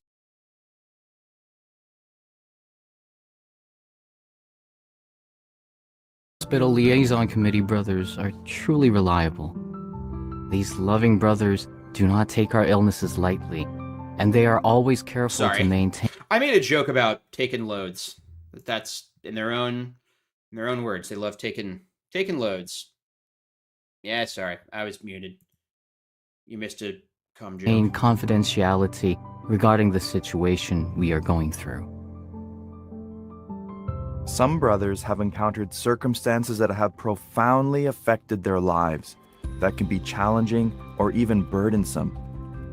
However, many of them, thanks to the fact that they followed Jehovah's arrangements and took them to heart, reacted wisely to the direction. Followed Jehovah's arrangements. So, for all these little bullshit legalese disclaimers that they have on their website, like, this is not medical advice, we're not telling people what to do. This is how it's framed. These are Jehovah's standards, not the religion. These are God's standards. That's just the way it is. And any Jehovah's Witness who doesn't concede to that and doesn't sign their DPA ahead of time, doesn't have their blood card, is willing to accept blood transfusions, well, they are rejecting God's standards, as are doctors who refuse to work with JW patients, by the way. So they cannot pretend that this is not just a mandate, that is not just a rule within the group. These are not personal decisions. It's so fucked up that they do that. They do it with this fellowshipping too. When their feet are held to the fire in court, their watchtower lawyers will just lie. They'll just get up on the platform, on the witness stand, the Jehovah's Witness stand, and lie and say, we do not mandate that anybody cease having contact with anybody else. It's their own personal decision. It just so happens to be that all Jehovah's Witnesses arrive at the same personal decision. Like, it's just not a personal decision at all, because witnesses are consuming this kind of stuff all the time, which clearly signals to them what the rules are. And were prepared. The secret to their success has been that they have taken Jehovah's provisions to heart during such difficult times. Jehovah's They provisions. had their completed DPA or their identity. By the way, imagine that. This is a religion, right? Not a corporation. God's provisions include videos like the one you're watching right now. Well, not the stream, but this video. A durable power of attorney. So that's just a legal document that was invented by Satan's world. But one of Jehovah's provisions is this legal form that you fill out. Card. They had previously carefully read their medical information documents. God's provision. And they had gotten in touch with the HLC. It's all God's provision, you see. So imagine you don't want the HLC to come visit you. You would be rejecting Jehovah's provisions. There would be intense social consequences for that, wouldn't there?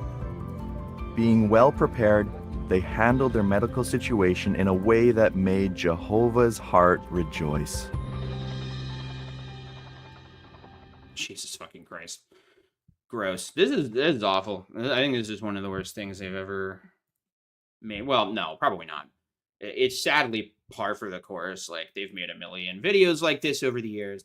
What I do like about this is that it's so short because, and I'm sure that's why they designed it. I'm sure that they designed this also to be something that they can show, like that the HLC can show to doctors, because they've got stuff for physicians. Maybe we can, I think we watched this HLC thing before in a previous stream.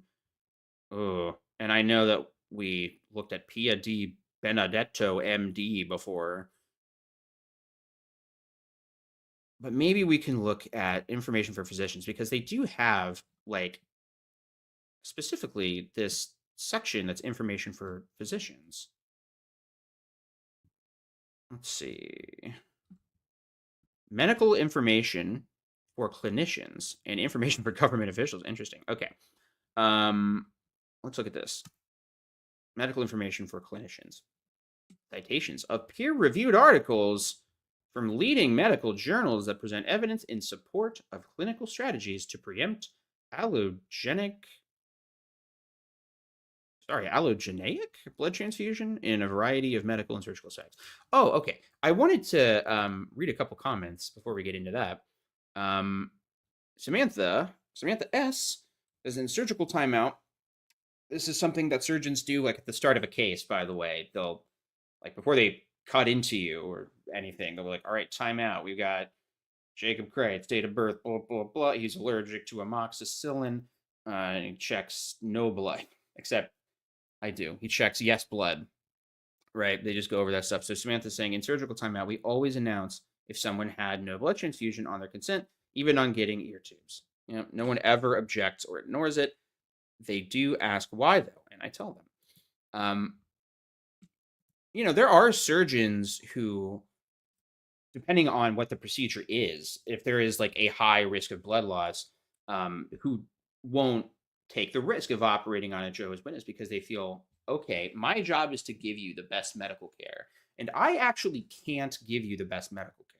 So I am not going to operate on you. You will have to see a doctor who's willing to use all this stuff. Jehovah's Witnesses, like, when that happens, and I have seen it happen, you know, they view it as being persecuted by Satan, basically. Like, wow, this person is rejecting Jehovah's standards. Let's see. Okay, so here's where the really sneaky stuff happens all the way at the bottom here, right? The medical section of jw.org is designed as an information resource, primarily for use by clinicians and other healthcare professionals. It provides neither medical advice nor treatment recommendations and does not substitute for an appropriately qualified healthcare provider. The clinical literature cited is not published by Jehovah's Witnesses. Okay, so this is a lie. Of course it provides medical advice and treatment recommendations. It does. This is only a lie. You would have to be so bad faith to argue that what this website does is just provide neutral information with no spin at all about these procedures. But they've got a lot, pediatrics. Interesting. I wonder if they've got stuff on like kids, general surgery, pediatrics. Man, they've got a lot of stuff. I don't think I've ever looked at this. Preoperative patient evaluation and transfusion risk assessment. Pediatric responsibilities. What are your responsibilities? This is from 1994, so maybe let's not look at that one. This one is from... Oh, okay. These are like the things that they did not publish. These are the things from other websites. It appears that the most recent is 2014, so 10 years old. It does not necessarily appear that there's anything from this decade. 1994, 2014, 2004, 1995, and this is for general surgery for children.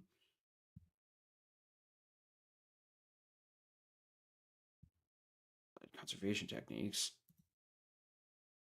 One article from 2006.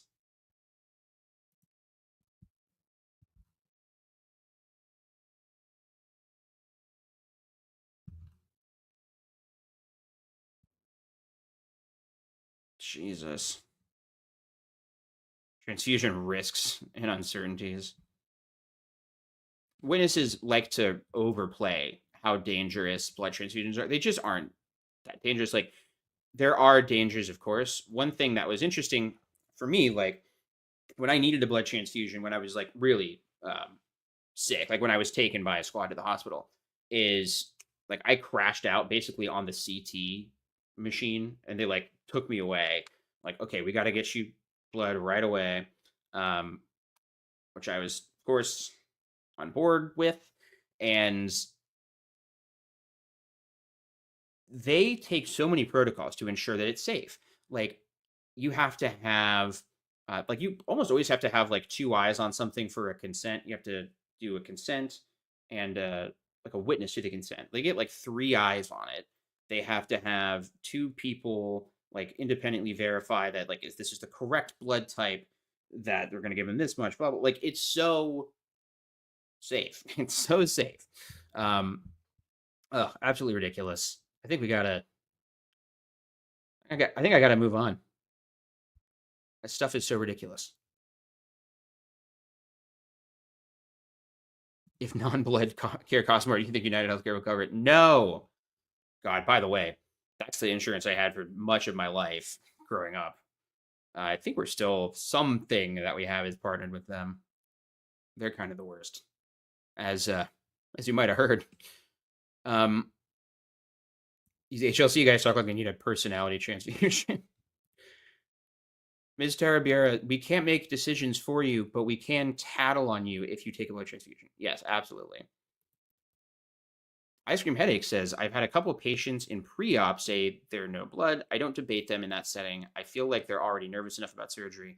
I just get the no blood forms of wristband. Yeah, like, and if you're a healthcare provider who's like an ex-witness, or just do, like, you're in contact with patients in any way, like, it would obviously be inappropriate to try and influence them in that way. Like, that's totally understandable.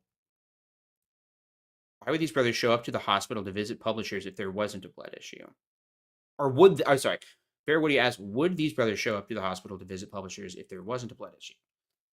Yes, they would show up and visit with the publisher, for sure. Like, they would come and visit with you.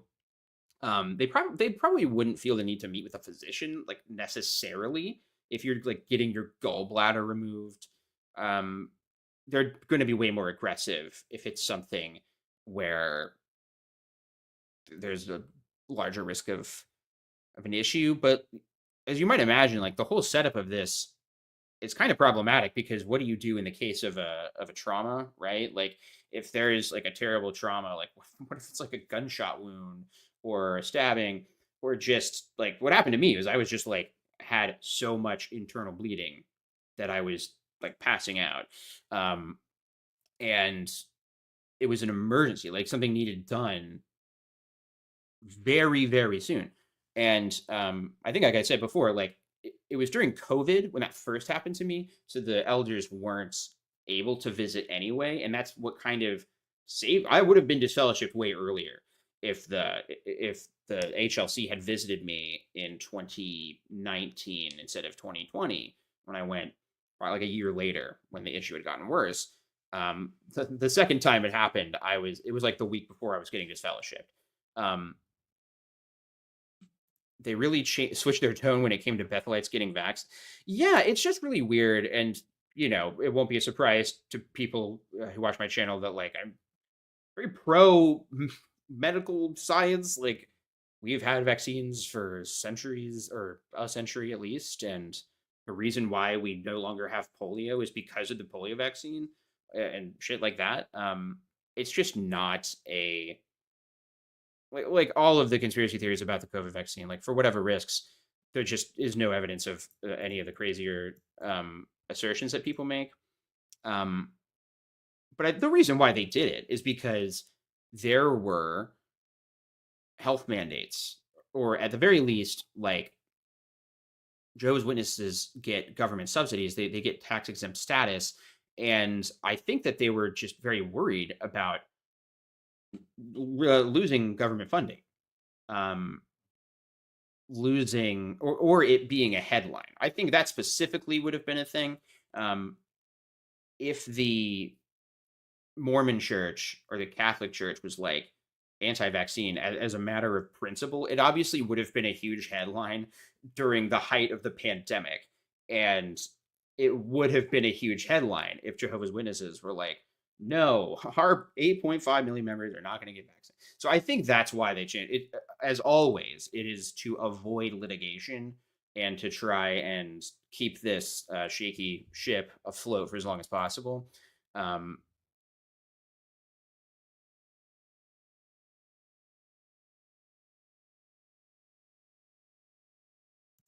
Ice cream headache. What makes it complicated is A, there are things worth dying for, just not this, lol. And second, bloodless surgery / surgeons who lose the least blood are better, but when you need it, you need it. Yeah, exactly. Like, there are absolutely surgeons who are just not as good. Like, my dad had this expression that I use all the time, like, there's always that person who graduated at the bottom of their class. Like, I can attest, there are shitty surgeons. There's always people who are bad at their job, no matter what their job is. And so, like, with everything, witnesses kind of weaponize common sense things. Like, yes, of course, there are worthy causes to die for.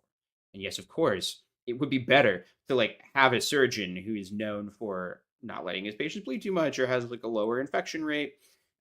But sometimes it literally is unavoidable. For children, this is villain of the year. For children, they usually will get a magistrate's order to compel a necessary transfusion if the parents won't consent.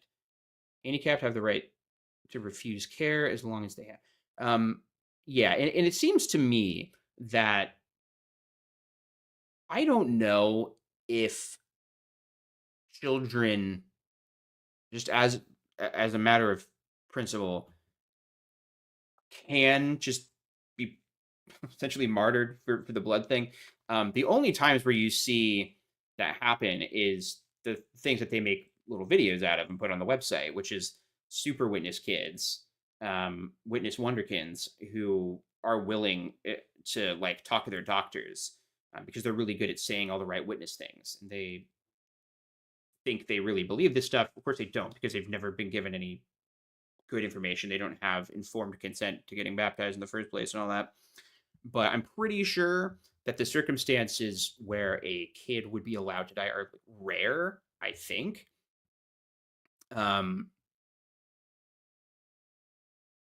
This is from Jane. On 2 occasions, pregnancy, lost, and spinal surgery. No support in any way from HLC or elders. Reached out with no response at all. Those were the straws that broke the camel's back. That's insane. That's really crazy. Fade to X Adam says it's usually the anesthetist who refused to operate with no blood.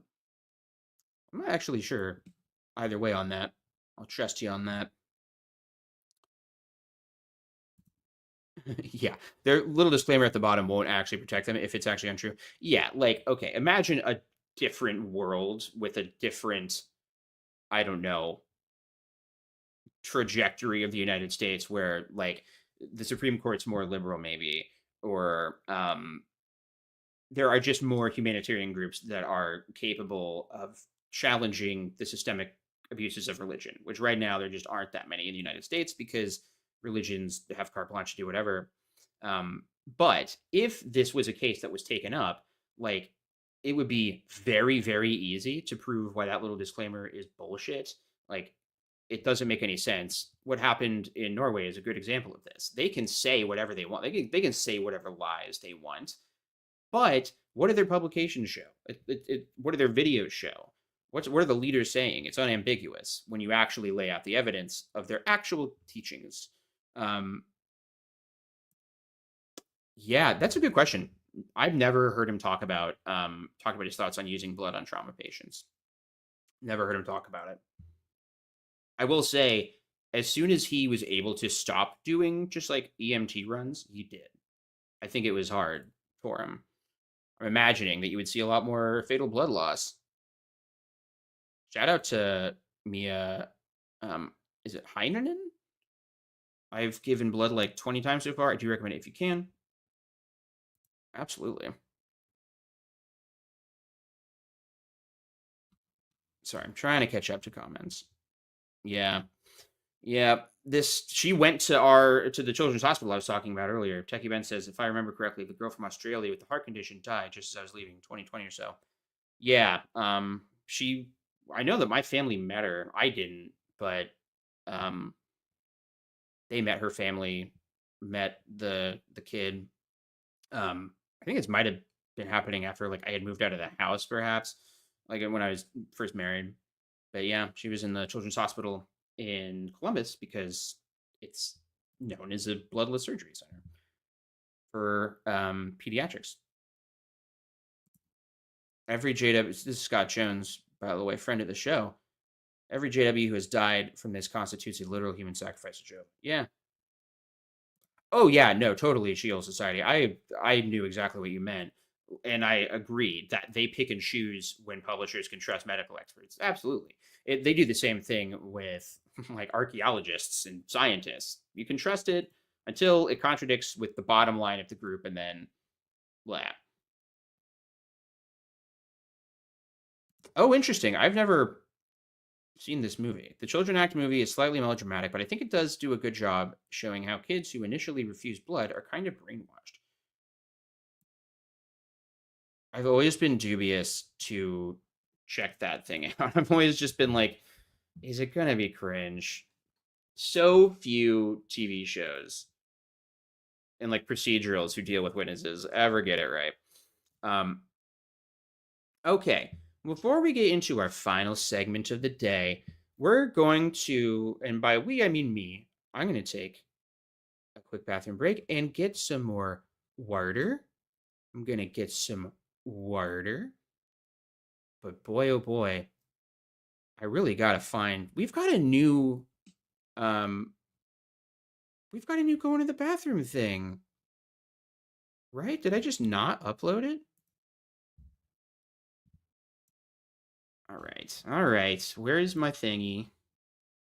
There we go. I think last time I used it, I didn't save it to the cloud, so to speak. I didn't save it to my many sound drops. Sound drops that brought you such hits. Mommy, when I get out, call me Sammy.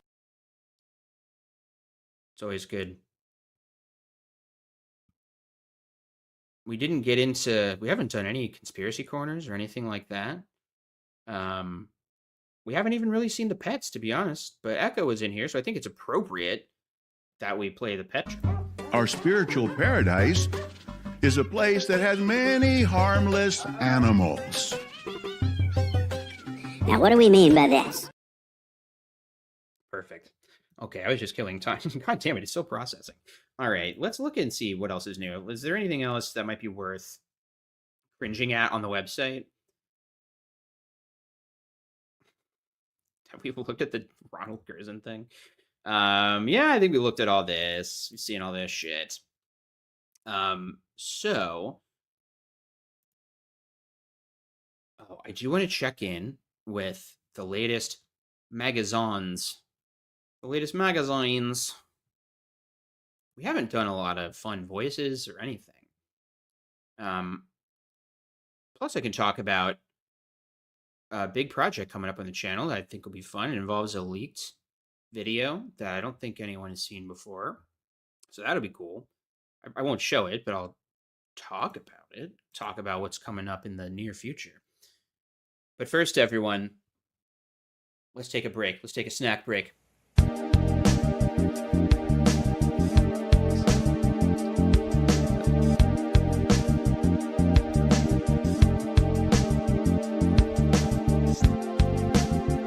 It's interesting. So, planet Earth.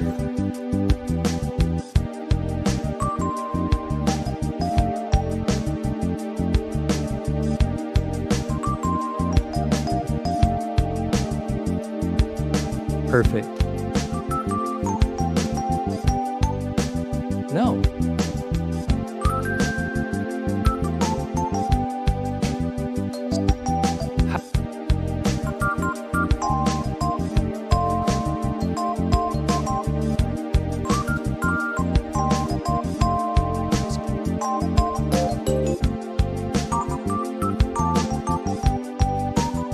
Now,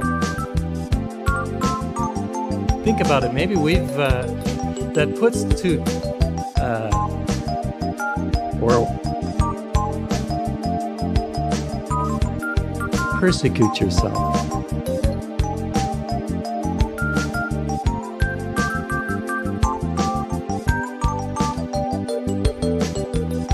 Very good.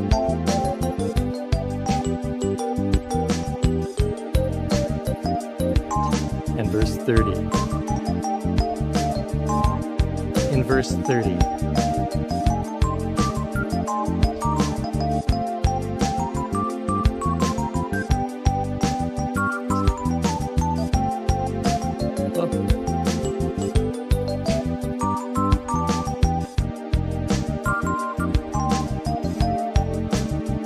He doesn't. That wasn't even the full thing. Isn't that amazing? I mean, that was it. Oh, let's actually do the math here. David Splain encouraged us to do the math, did he not? So let's do the math here. This was a relatively new talk by Jacob Rumpf. Yeah, okay. It was very good. This is a 10-minute talk. This sound drop, the awkward silent supercut, is 2 minutes and 19 seconds. So I beg to differ. He did not give a 10-minute talk. He gave an 8-minute talk. I do declare 2 full minutes of silence. Oh my God. This video is just like going to the bathroom. If you wait long enough, there's always more to come out. Okay. Ooh, nice. Jenny Green. I love the Pilot Wings music. I was obsessed with that game when I was little. I don't really understand how it's possible, but like I was totally an N64 kid. I never played Pilot Wings 64. I really liked the one for 3DS when the 3DS launched. But that was really my only exposure to it until like recently when they added it. Well, when the Switch added the like N64 emulator thing. And so that's been my first time playing it, but it's so fun. I love those games. Just simple, chill. And that game's got a really fun one where you just like fling a guy at a target, which is great. Just like shoot him out of a cannon, I think. I feel like if you could do that and combine it like with the Hall of Meat stuff from the Skate games, you'd really have something. Shoot a, like with ragdoll physics, out of like a Grand Theft Auto game. There's probably already a game like that, but okay. What's coming up on the channel? There's some big things coming. I do have a leaked Bethel vidya that I'm going to be talking about.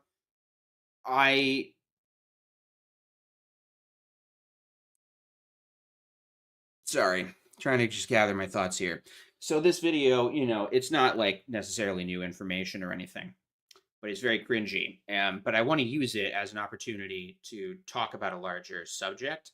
And so, like, when I started 2024, my plan was to make all the videos like that Freemason debunk video that I did.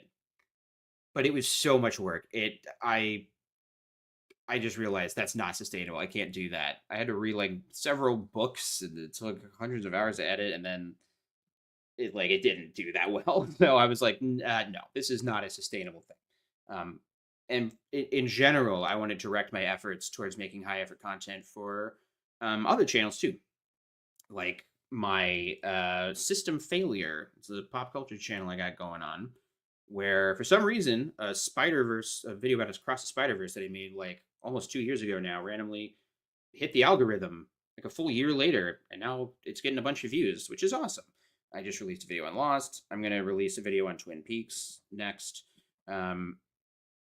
But I like the idea of having there be a yearly tradition where the first video in January is like a big kind of video essay in the style of that Freemason video, because I do like that video. I think it turned out well generally. And so it's going to be about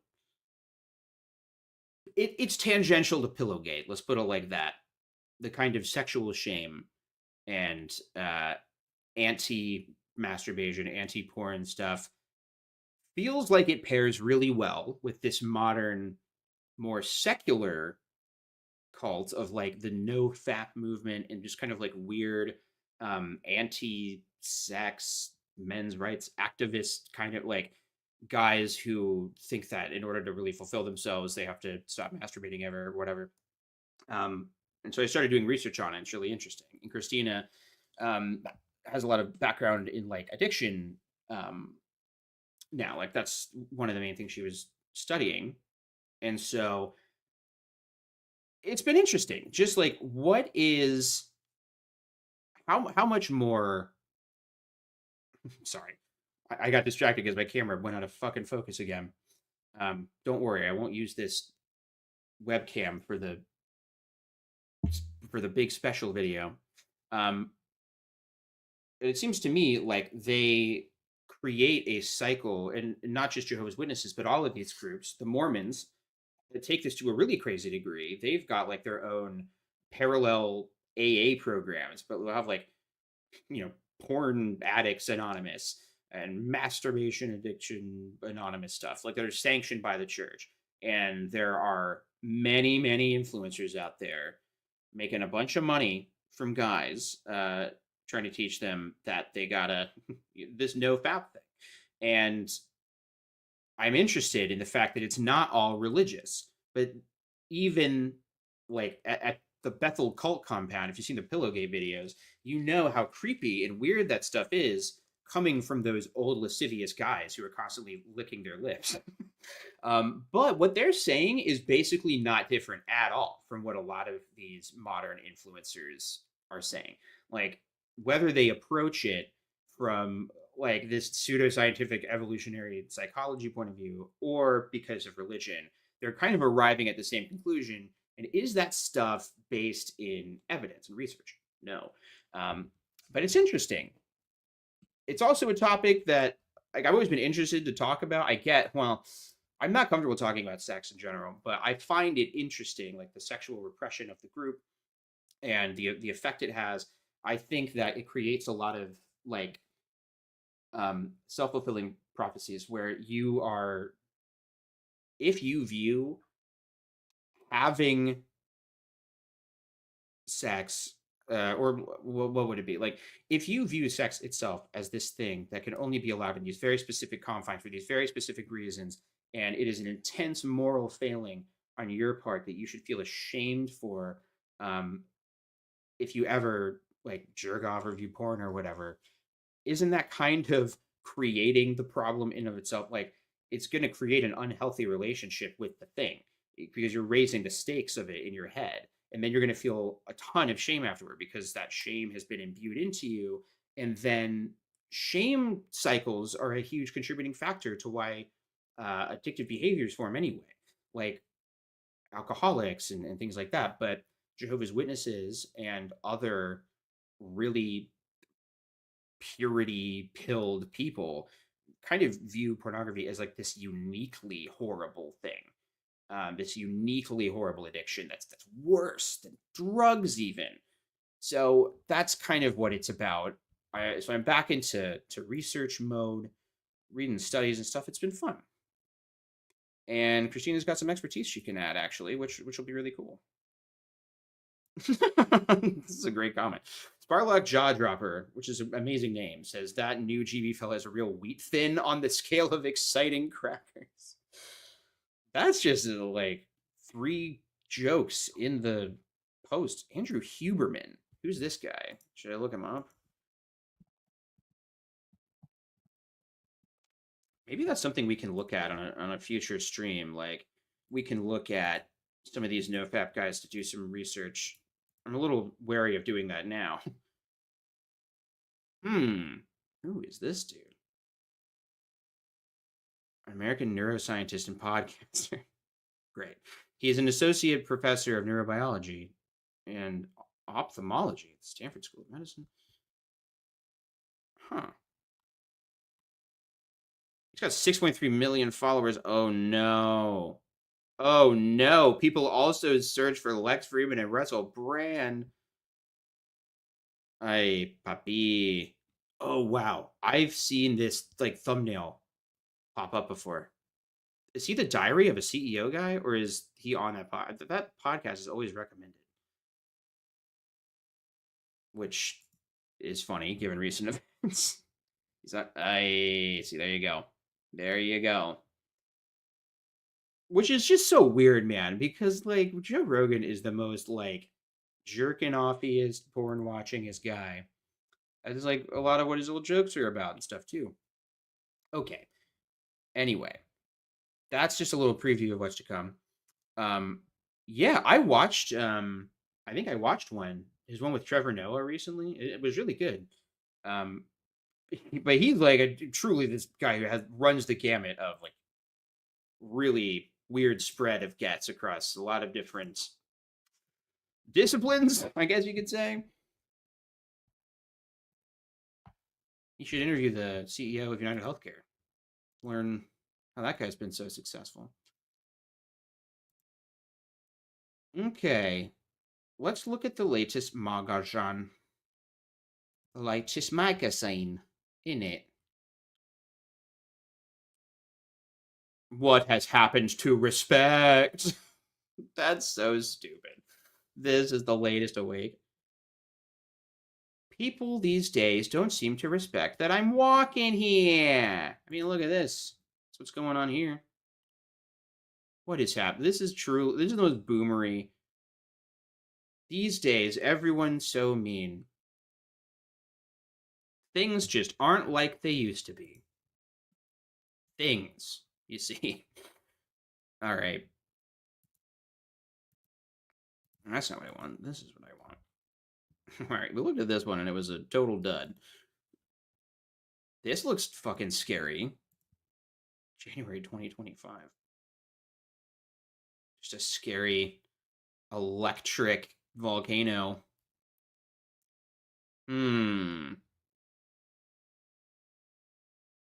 There's got to be something good that we haven't looked at. Let's see if there's any NoFap adjacent info in this study article about husbands and wives. Yeah, shit. My bad. I did the thing.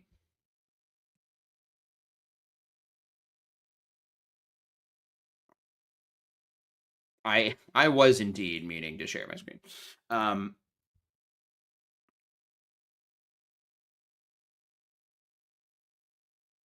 Oh boy. Interesting. This is almost too deep of a subject. This is almost, yeah. Okay, let's look at this. Viewing pornography. How does Jehovah feel about pornography? He hates it, even though by definition he watches it more than anybody else, right? Because he's just seeing all of it around the world in every video that's ever been made, all the time. I guess I would hate that too if I had to consume something that much. So a husband who views unclean images damages his relationship with Jehovah and degrades his wife. Oh, I think, did not me and Christina look at this pornography can shatter your marriage article at some point? Jehovah expects a husband to remain loyal to his wife, not only natural. Okay. Being sexually demeaning. Oh, wow. Okay. Well, this is kind of interesting. We'll definitely have to look at this article in more detail. Some husbands pressure their wife to engage in sexual acts are demeaning. Oh, and to make her feel unclean or unloved. Interesting. This is not what I thought it was going to be based on the bold type. He expects a husband to love and cherish his wife and to respect her feelings. What if a Christian husband is already demeaning or abusive toward his wife or views pornography? How can he change his thinking and actions? So I would say that the problem that I hear a lot about in witness marriages is husbands pressuring their wife into sex in general because they are owed the marital due. And because there's no healthy communication about sex before the marriage, and if everybody's following the rules, both people are virgins, like there's no context for any of it, maybe outside of pornography. So there's just it's just be like a lot of confusion sexually when these like witness couples get married. And so I think that's why a lot of witness marriages end up being really unhappy or they fail. Like I was talking about with Ben in that interview, like the way that what's kind of supposed to happen is that all of the spiritual stuff that you do together as a couple kind of is supposed to substitute for genuine connection and communication. If you're having trouble communicating and connecting with each other, the meetings and family worship night and the broadcast and shit give you this, I don't know, like net you can fall back into. You're at least united on your faith, and so you can come together on those things, even if you can't come together on those things. But this is talking about like demeaning sexual acts, and here we are getting into the weird space of like, are they talking about oral and anal sex? They really try and avoid talking about that these days, but it's worded so vaguely that it's just going to kind of reinforce whatever the witness already thinks about it. Like people who grew up maybe more in my parents' generation or Gen X or whatever, more so than my generation, like they remember reading all those articles about how evil oral and anal sex are, and then like they kind of don't write them so much anymore. So there's a weird cultural divide there in terms of sexy times in a marriage. Yeah, the thing that will be worth talking about, I think, is sort of a follow-up to the video we did on domestic violence within Jehovah's Witnesses, which is a big problem because people are coerced into staying into any marriage at all, even if it is physically abusive. And so the advice, of course, is not going to be for women to separate themselves from their abusive husbands. It is going to say that abuse is bad, but it's not going to say that it's ever so bad that it justifies a divorce. I suppose that's better than nothing, that article. I don't know. I guess. I guess it is, folks. You see, this is what I'm saying. The first face says it sets a bad precedent within relationships to feel you can control the sexuality and sexual expression of your partner, their intimate relationship with themselves. Yeah, so why wouldn't it affect your relationship with God to have your intimacy with yourself controlled by people who claim to speak for him? Damn, very good. Bars. A husband who cranks it too hard may damage his wiener, causing marital problems. I mean, that's a danger. We're laughing, we're making jokes, but that's a serious thing. You can injure your wiener. You don't fap responsibly. Jehovah doesn't watch porn. He only watches people who watch pornography. What a confusing. Yeah, I guess that's true from their standpoint. Okay. Here's what I want to do selfishly. All right. I want to watch. I'm going to provide director's commentary on a video, a recent upload I did that, in my opinion, didn't really get the respect it deserved. People weren't putting respect on its name, if you ask me. I got a funny comment. There are some people who are like, they seem to think that if they see a video of mine come across their feed, that means it just came out. Like, because they just saw it, that means I just released it. So I got this comment from somebody who's like, how dare you criticize Lloyd for something he did 2 years ago? And so I just said, this video is from 2 years ago. It was relevant at the time. But then I saw an alert that's like, that person's like, well, I don't care about that, actually. Weird. Let's go to his channel.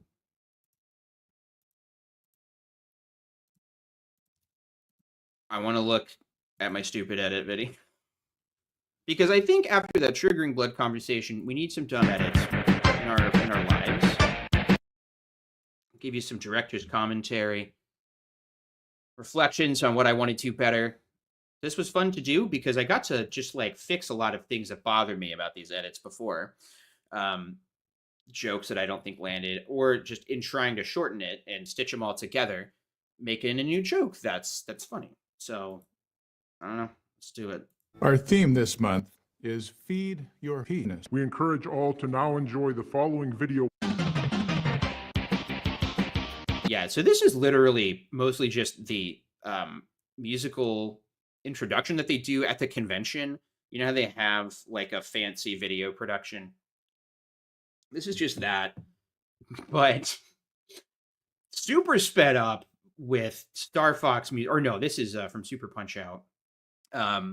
Music behind it, and then some editing shenanigans. Shit, I wonder if I can render this edit that I did last night.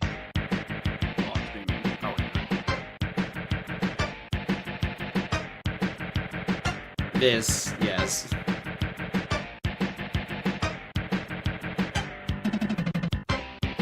See, that was fun. That was fun to do. Syncing up the visuals with like the head nod and everything. I don't really know if this like counts as making fun of old people. I don't know. I just find putting these images together funny. Like that's, I don't know why that's funny, but I think it is. Wow. Oh yeah. Okay, so this is an edit that I think really benefited from being truncated and like shortened to 1 minute instead of whatever, 3-minute video. This is a great point by the first face. The zero penetration escalation of sex from courtship to marriage is low-key horrifying too. Yeah, because it's like you literally go from never having, I hate talking about sex, never having penetrative sex in your life. You don't, neither partner, if everybody's doing it right by witness standards, would have experienced that beforehand, and then you are locked into an eternal relationship with this person for your first experience. Like it's so high stakes and scary. I ended it with this little tongue sticking thing out because I just didn't know how to end this, but I thought it worked. Wow. This is JWCast Broadcasting. Jesus died in childbirth. Jehovah died in 2012, a little over 8 years ago. But in the new world, apparently, my mother will need to be a homosexual prostitute. Interesting possibilities. But here's a cool. Okay, I think so. One of the things that like I'm taking as a lesson learned this year is I don't think it works to do these edits where you're pulling from different talks. Really, like for one segment of like sentence mixing for one gag, it's too distracting. Like even though it's a blue background, he it's clearly different footage. I don't know. I could probably color correct it a little bit and fix that, but I think like one of my favorite poop channels, Tall Apart, he says that, like, his little self-imposed rule is just doing it like making sure that he has to use the source video and not go outside. Like not pull stuff from other videos if he's making a video making fun of like Dennis Prager or something. So I think I'm going to try and do that in 2025. Stay alive in 25. We'll do poops and dance a jive. Question. How long would it take you This is my to best name sentence right mixing. now all the things that have happened just in the Milky Way galaxy? That'll be like 100 things. And scientists estimate there may be 2 galaxies in the universe. Also, this is my son, a handsome man whom I fuck for no reason. And he's so nice. And my brother and I are just having an affair. I like that. So I think the 2 galaxies. I think it's funny because he's so excited. You may notice throughout this that I might rely a bit too much on the having somebody say a small number instead of a big number being funny, or vice versa. Another member of the governing body, Brother Kenny Cookie.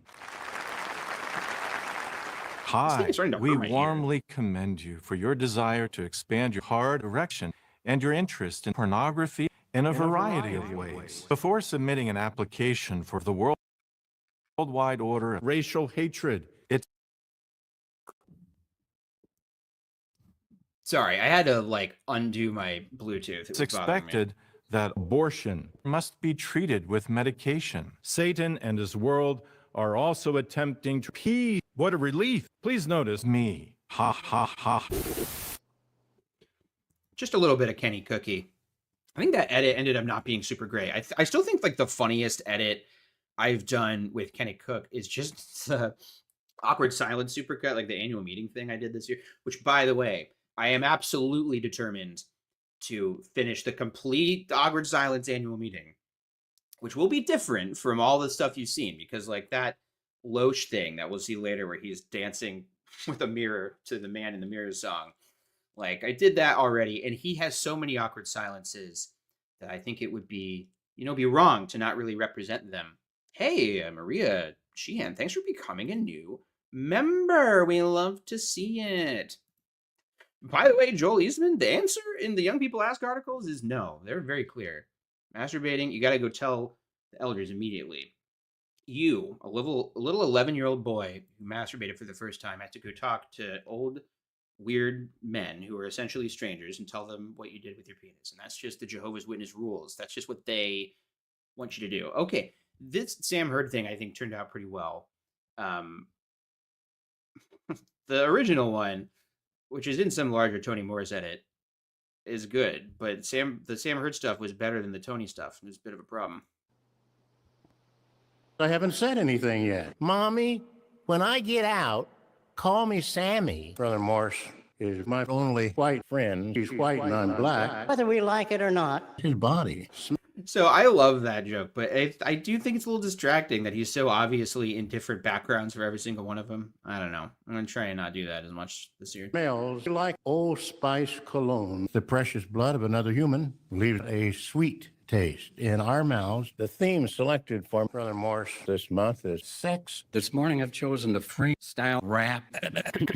They not like us. They not like us. They not like us. Well, shit.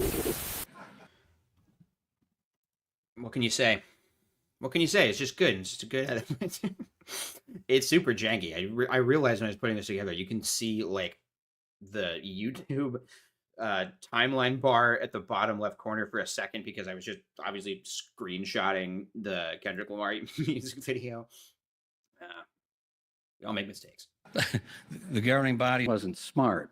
Jehovah is stupid. Jesus is arrogant. Satan is ye. My wife is shit. Children are shit. Toddlers are offensive to Jehovah God. Well, obviously that's not literal. Words do matter, and my life. Oh, okay. So this Jeffrey Winder thing, I just didn't have a lot of Jeffrey Winder edits this year. The main thing I did What about keeping the audio and dubbing over the video? No, that's cheating. Can't do that. Gotta use the audio. Unless you mean like using the audio but cutting to different video. Like we'll see this in the Jeffrey Jackson one, but there are times where he says a word and it's like, but I took a word from some moment in his talk where he's showing a little PowerPoint presentation on screen. And so that would be something I could do. I tried with the very last edit with Gage Flegel. I realized, and I don't know why I didn't realize this earlier, you can so easily remove the backgrounds from all of these talks because it's just a plain background. So I just removed the background from Gage Flegel so it could all flow together for something. So that's actually maybe the goal going forward. Is tremendous. But Jeffrey Winder, I've got a big edit with him in the Awkward Silence Supercut that I think is funny. But the big thing I did with Jeffrey Winder is basically turned into a horror edit. It's like scary. I think it's unlisted from the channel, but you can watch it if you go to the playlist I have for funny edits. It's worth watching, but it's like, be in a certain state of mind when you watch that, because it's basically just horror. Literal words do matter, and My life is tremendous. Your life is drudgery and sacrifice and regret. First of all, we are lowering our standards. Our worship of Jehovah deserves full-length corrections. For example, do you remember the governing body comes over 200 times when we go to the Kingdom Hall or in the ministry? Brother J.D. Jodely, a helper to the committee, will offer our opening prayer. This whole thing, the sentence mixing worked out pretty well. I think it's because they speak so, like, they're so clipped in the way that they talk. They enunciate so clearly that it's really easy. Like, I really like the 420 festival prayer.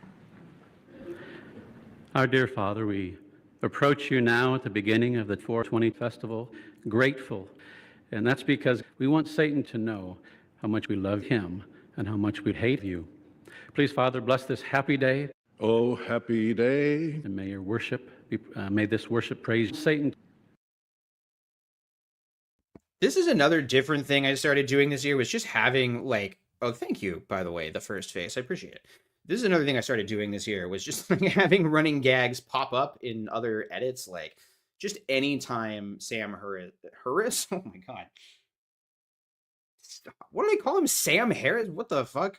No, Samuel Hurd. Anytime he mentions a mother in any context, he's got to have him pop up and say, mommy. That's got to do it. And so anytime somebody says, like, this is a happy day, you just got to have the, oh, happy day. But the first talk of our symposium will be given by the longest-serving plumber, Brother Shush Lush. Brother Shush will now discuss the theme, Our Privilege to Glorify the Devil.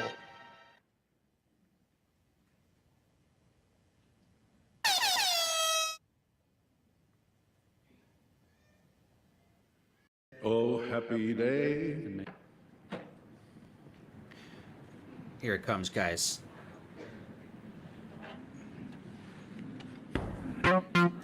Look at his face. I wish that I would have caught how funny this face is and just kind of, used it to, like, I don't know, superimpose it on the screen.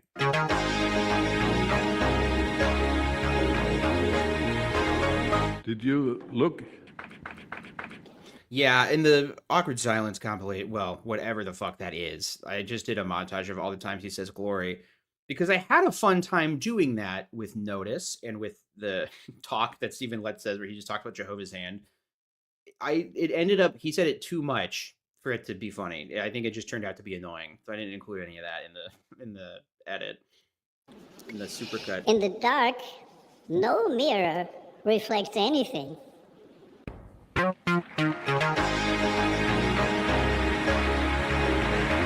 That's a good question. I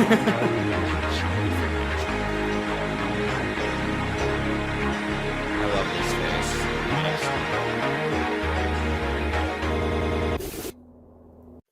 Oh boy, this guy, Isaac Murray, or whatever his name is, we all call him Sauce, of course, but His face is very funny to me. This guy's face and the guy who talks about the good news, there's something about their expressions that are very funny to me. Welcome, everybody, to JW Cast Broadcasting. My co-host is Brother Isaac Murray, and his given name is Isaac, but we all call him Sauce. I'm so glad to see you, Sauce, because we've got a lot of work today. If you Jesus, you are no friend of Sauce. He's God's friend. Jehovah loves his friend, Sauce. He wants you to love Sauce, too. Maybe I'm being too sensitive, but I was hurt by what Sauce said the other day. Brothers Plain always lose. How reassuring that is to all of us. That was a bitch, wasn't it? See, like, this is one that I added a couple things when I added this to the supercut. Just like, I felt like it wasn't super clear when he was like, I was hurt by what Sauce said the other day. And then it just cuts to him saying that. So I just added the other day. I think that added, and I also added that was a bitch, wasn't it? Which I thought that just worked.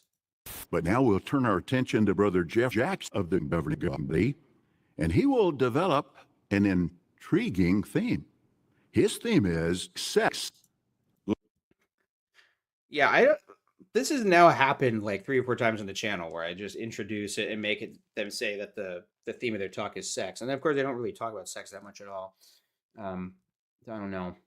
I don't know how much the running gags are coming through for people. Good morning. I'm Elder Jackson. You'll I gotta be do another sleeping bathroom shortly. break. The first question, what do we mean? So that was the first question. The third question, what did who to whom? So that was the final interesting question. But there are some other questions that come up. Why does he have this hat on his head? Good question. Brother Jackson's the principle of the hat. That means Brother Jackson will get this hat. Well, let me take it off.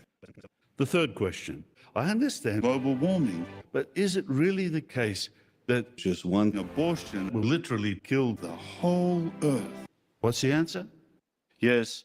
And think about it. 6 new babies are born each day. However, 350,000 babies get killed by Jehovah as a punishment for blood transfusions. Is that fair? Yes. Now, I'm literally gay, but don't say that. Whatever you do, don't say that. You see, I became emotionally involved with a young man and a very large Japanese brother. But as a foreigner, I didn't really understand the subtleties between Jewish farmers and the old Japanese man who sits on the side of the road. Very few governing body people get the opportunity to have our people touched with great zeal and enthusiasm. Okay, so this is a good example of how, like, I just wish that in the original edit I would have cut it down this much, because I think this is really strong. It's just like I don't know, couple minutes long, and just when I released it the first time, I think I had some dead weight in there. Need to kill your darlings, as they say. There's also, like, I always find myself like in a flux about which governing body member I think is the most annoying or cynical, and it definitely used to be David Splain. I now feel it's Jeffrey Jackson. The way that he laughs and chuckles about the changes to New Light and essentially makes fun of what was canonical witness doctrine, I find really gross. And he's just so proud of himself when he's doing these little talks. All of his mannerisms. I think his personality comes through in this, like, poop edit. I don't know why. And also, it's just way more edgy and vulgar than I think I had done on the channel. So I asked the brothers, how could Elder Jackson get a very large erection? Took a blow at this man. We wept after in 69. Your hands a little tired from bizarre, provocative, passion. Oh, I really like this. This is just nice. At that point, I come into his butthole. Oh no. The old man promptly ran, and I chased him for 2 blocks. I would have beat him up. I would have killed one of the men and wounded the other. We're not going to mention names.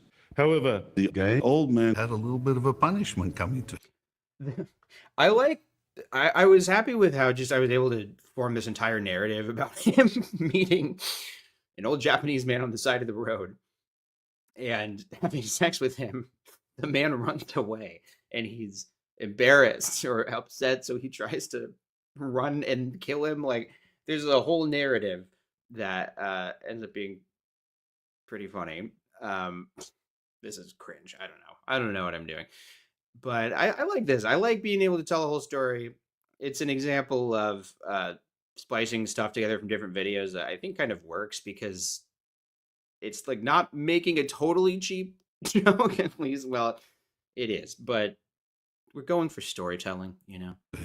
I hope he dies. If he dies, I hope that idiot gets pillaged and killed by Jesus. This is just the result of something that has gone on secretly for a long time. But you see, gay people really like stars. Do Valley for us doing agriculture stir up within us feelings of gay pride. Now, isn't that interesting? Valley Were joke. you amazed? But there's just one thing missing. You guessed it, a transgender caterpillar. And this.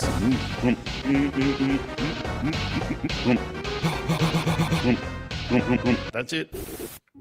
I don't know. I don't know if I've showed this on the channel at all.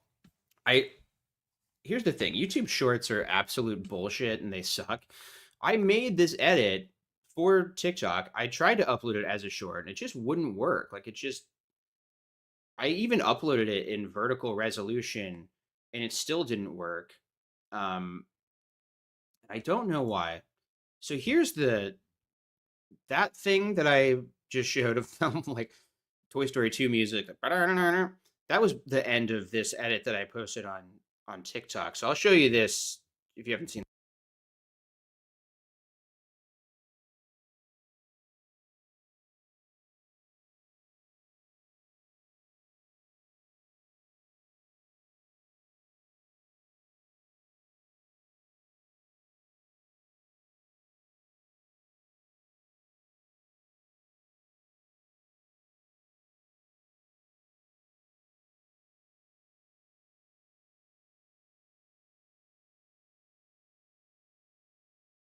Fucking carpal tunnel. You can see that Jehovah has gradually prepared. Okay, so this background is part of this thing that I did for last year's annual meeting, Awkward Silence Supercut. And I just basically, to add a little something, just superimpose it in the background. By the way, you get way more JW comments on TikTok, because it'll just randomly show up in people's feeds. That's how TikTok works. And this person said, God will deal with you. Intense. But yeah, I wanted to just cut together all these weird little catchphrases and things he says over and over again.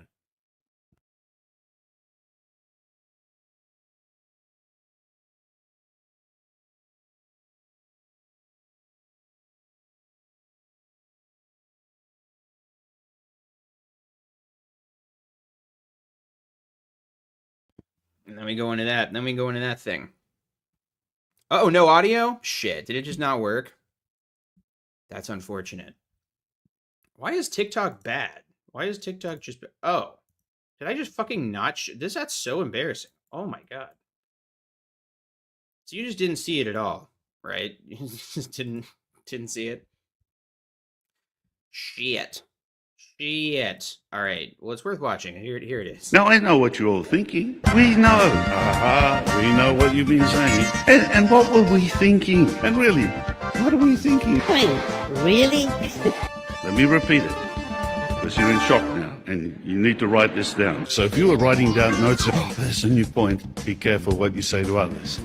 Isn't it true that gradually Jehovah has prepared us? And when we look back on it, we see how logical this is. So the audio is coming through now, I'm hoping. It's just crazy how often he repeats just like, when we look back on it, isn't it just obvious when we look back? This training has been. When we look back on how these changes have come, we can see that Jehovah has gradually prepared us. But as we look back, we see how one adjustment in understanding gradually helped us with the next adjustment. Some of them, perhaps, are a little surprising or may seem to be sudden. Were you surprised by these adjustments? No.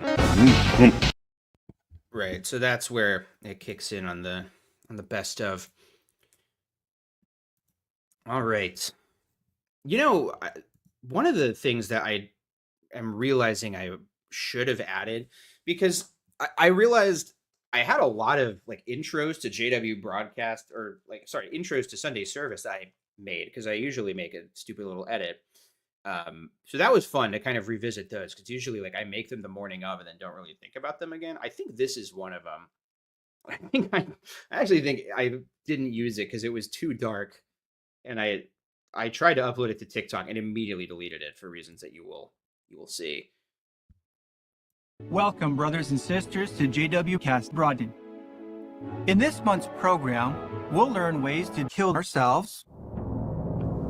If you battle with anxiety, please kill yourself. Give up the fight. There's not much to enjoy in this game edition of JW Cast Broaden. That's literally just the theme song sped up like 500% with no pitch correction.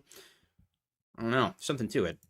The theme chosen for this program is, well, think about it. I'm just trying to take it one day at a time, but sometimes I take it one day at a time. But that's in the future. Today, I have AIDS.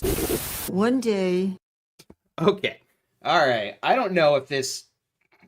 I remember when I showed this on the stream. This was a part of when I thought I was going to do awkward silence for the entire convention, which I did not do.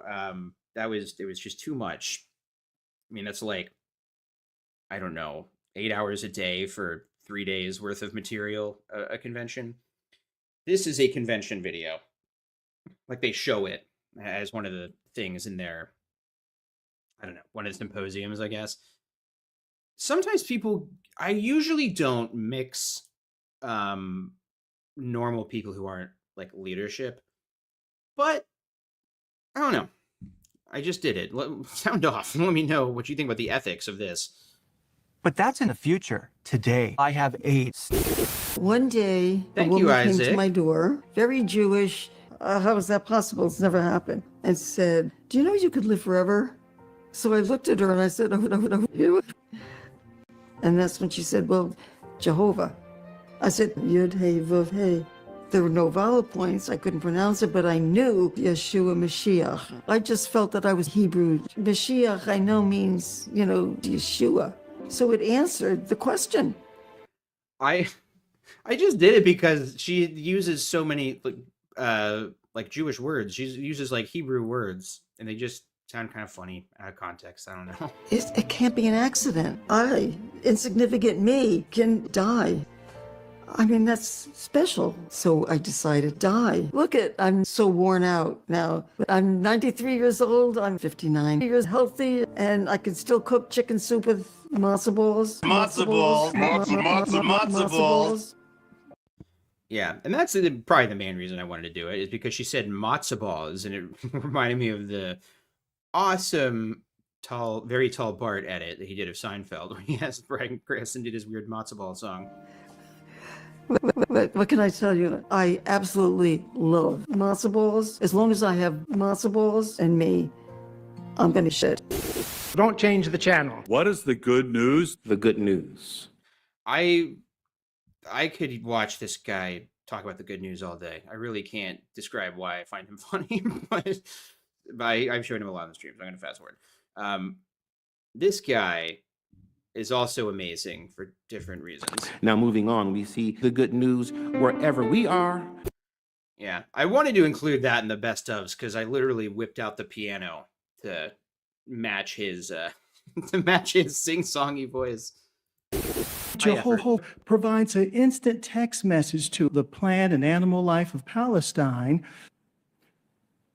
So, library, your local library, and the librarian, divine library.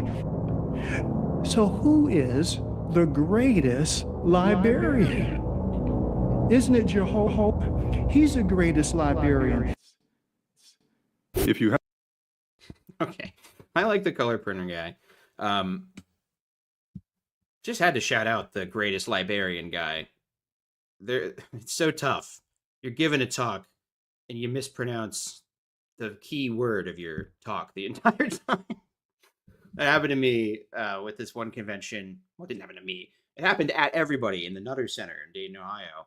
This guy, he gave a talk on vigilance, and he said vigilance every single time for like a solid half hour. And like to this day, I have to think about it every time because it was like he was trying to brainwash us all into saying vigilance wrong.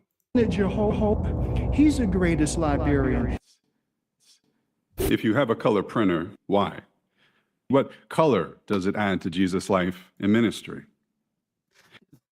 That thing, I think, confuses people because it really seems like that was just all one thought that I didn't even edit together. Like, that's what Christina thought when she watched it. She's like, wait, why did he say that? Like, he didn't. It's just mixed. All flesh, that literally means all flesh. Well, yeah. And we will leave this symposium visibly troubled. John's gospel. This is another favorite of mine. This guy is very funny. He just reminds me of so many witnesses, like so many witness talks. And he just talks about a lot of crazy stuff, including the breasts of Jesus. Gospel is unique in a number of ways. Let's just mention 90. First of all, we get to see our Lord Jesus Christ come, and it's remarkable. He's sitting on their left elbows, propped up by breasts and ass. Yes, let's talk a little bit more about breasts. John leans back upon the breast of Jesus. Upon the breast of Jesus, or the bosom of Jesus. That Jesus, the Son, was in the bosom of his Father. Because of this special friendship. I just, like, he's obviously saying all that stuff for real. It's really creepy how they almost sexualize, like, the love that Jesus had for his Father and that his Father had for his Son and that the apostles have for Jesus. Like, it's all very homoerotic, and they just don't seem to ever clock it at all. Like, the way they'll talk about how handsome David was, they'll do that sometimes. With Jesus, this intimacy between Father and Son, together as Father and Son, Jehovah a very and special friendship. You can just imagine how special that was. How special Jehovah and Jesus, Jehovah and Jesus, they were co-workers. In fact, some of the 12 become nervous and come upon the pillows of Jesus. Just think about it. They were best friends. Matthew, Mark, Luke, and John. I really like Matthew, Mark, Luke, and Josh as the coming of the pretty good. Karen Booth says, "What is white and streaks across the sky? The coming of the Lord." Yeah, special friendship. You know what we're talking about here. This I am reminded that I wish I would have included on the Gilead graduation the guy Bugsy Exoskeleton Man.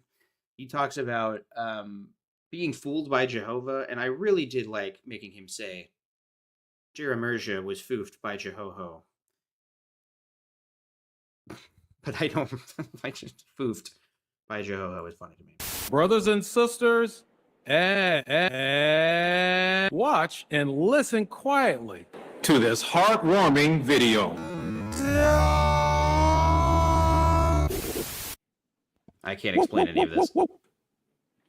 The following 100-part symposium will... Do you have... Okay, this guy is amazing.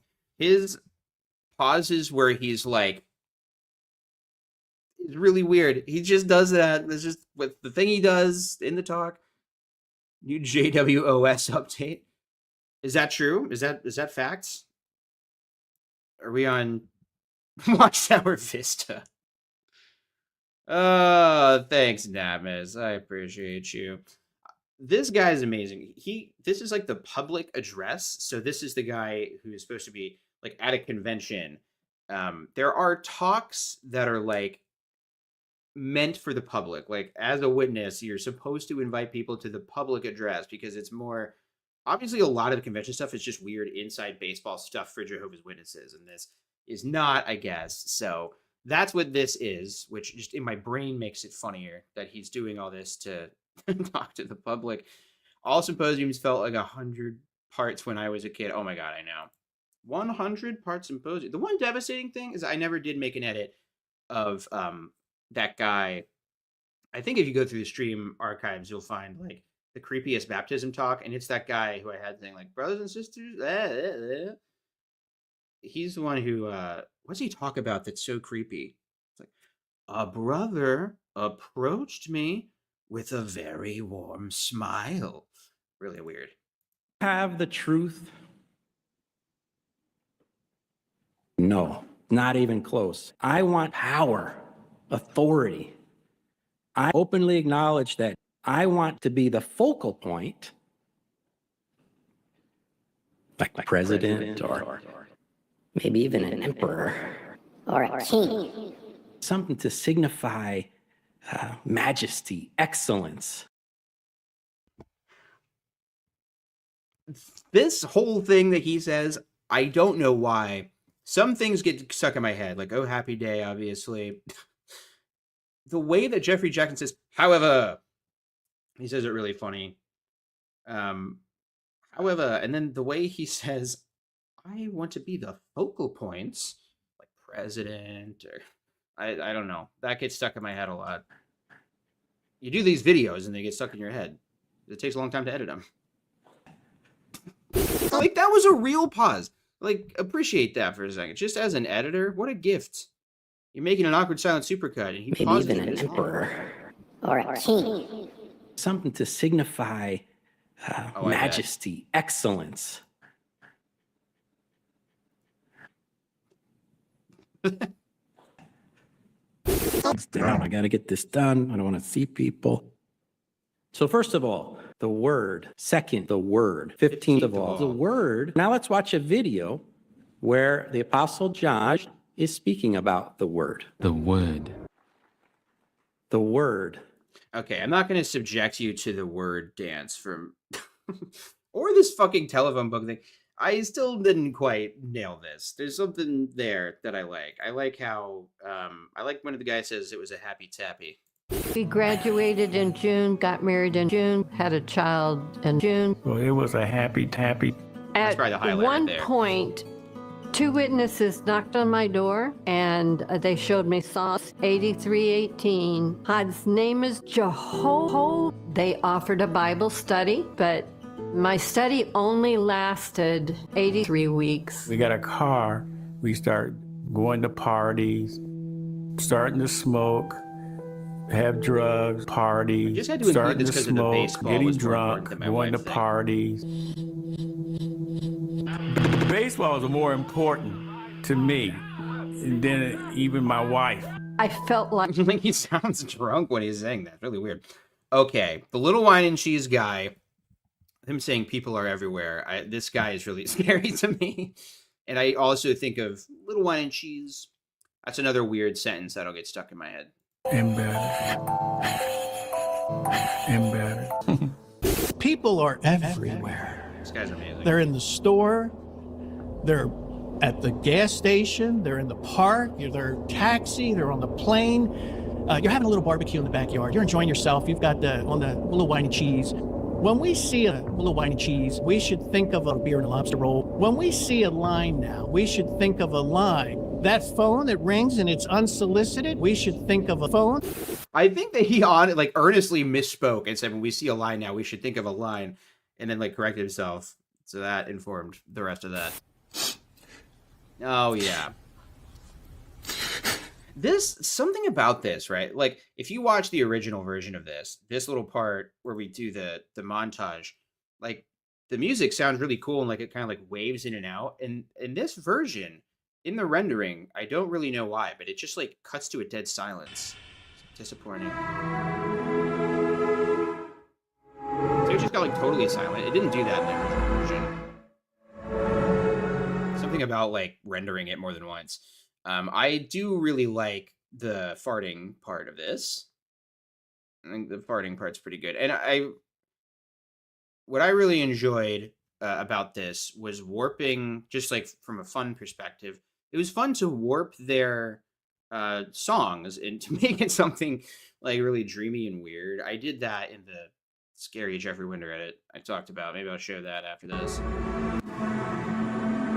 I do think their faces are funny, at least.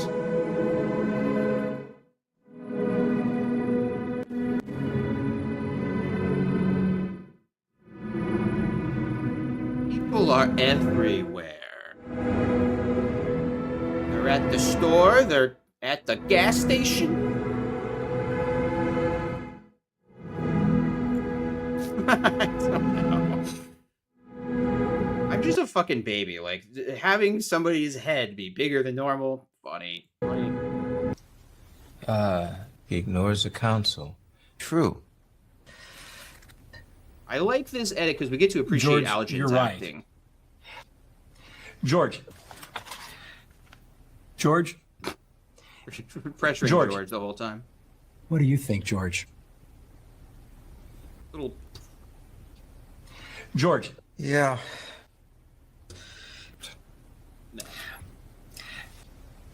George. It is now clear to me what the decision in heaven is. What a good actor. I would like to fart and rip a fart. But we did not fart before Jehovah. We want to be sensitive to Jehovah's ass feelings. Definitely could have landed on something stronger than sensitive to Jehovah's ass feelings. I just had a really good ass George. flip. This I like. George. Whoa. George is just so George. spaced out. George. Yes, I would like to do that. Farting to him. Greg. Sure, I'd be glad to. Revelation depicts false. Okay, I really don't know why I made this. I really wanted to do something funny with this creepy Gage Flegel thing.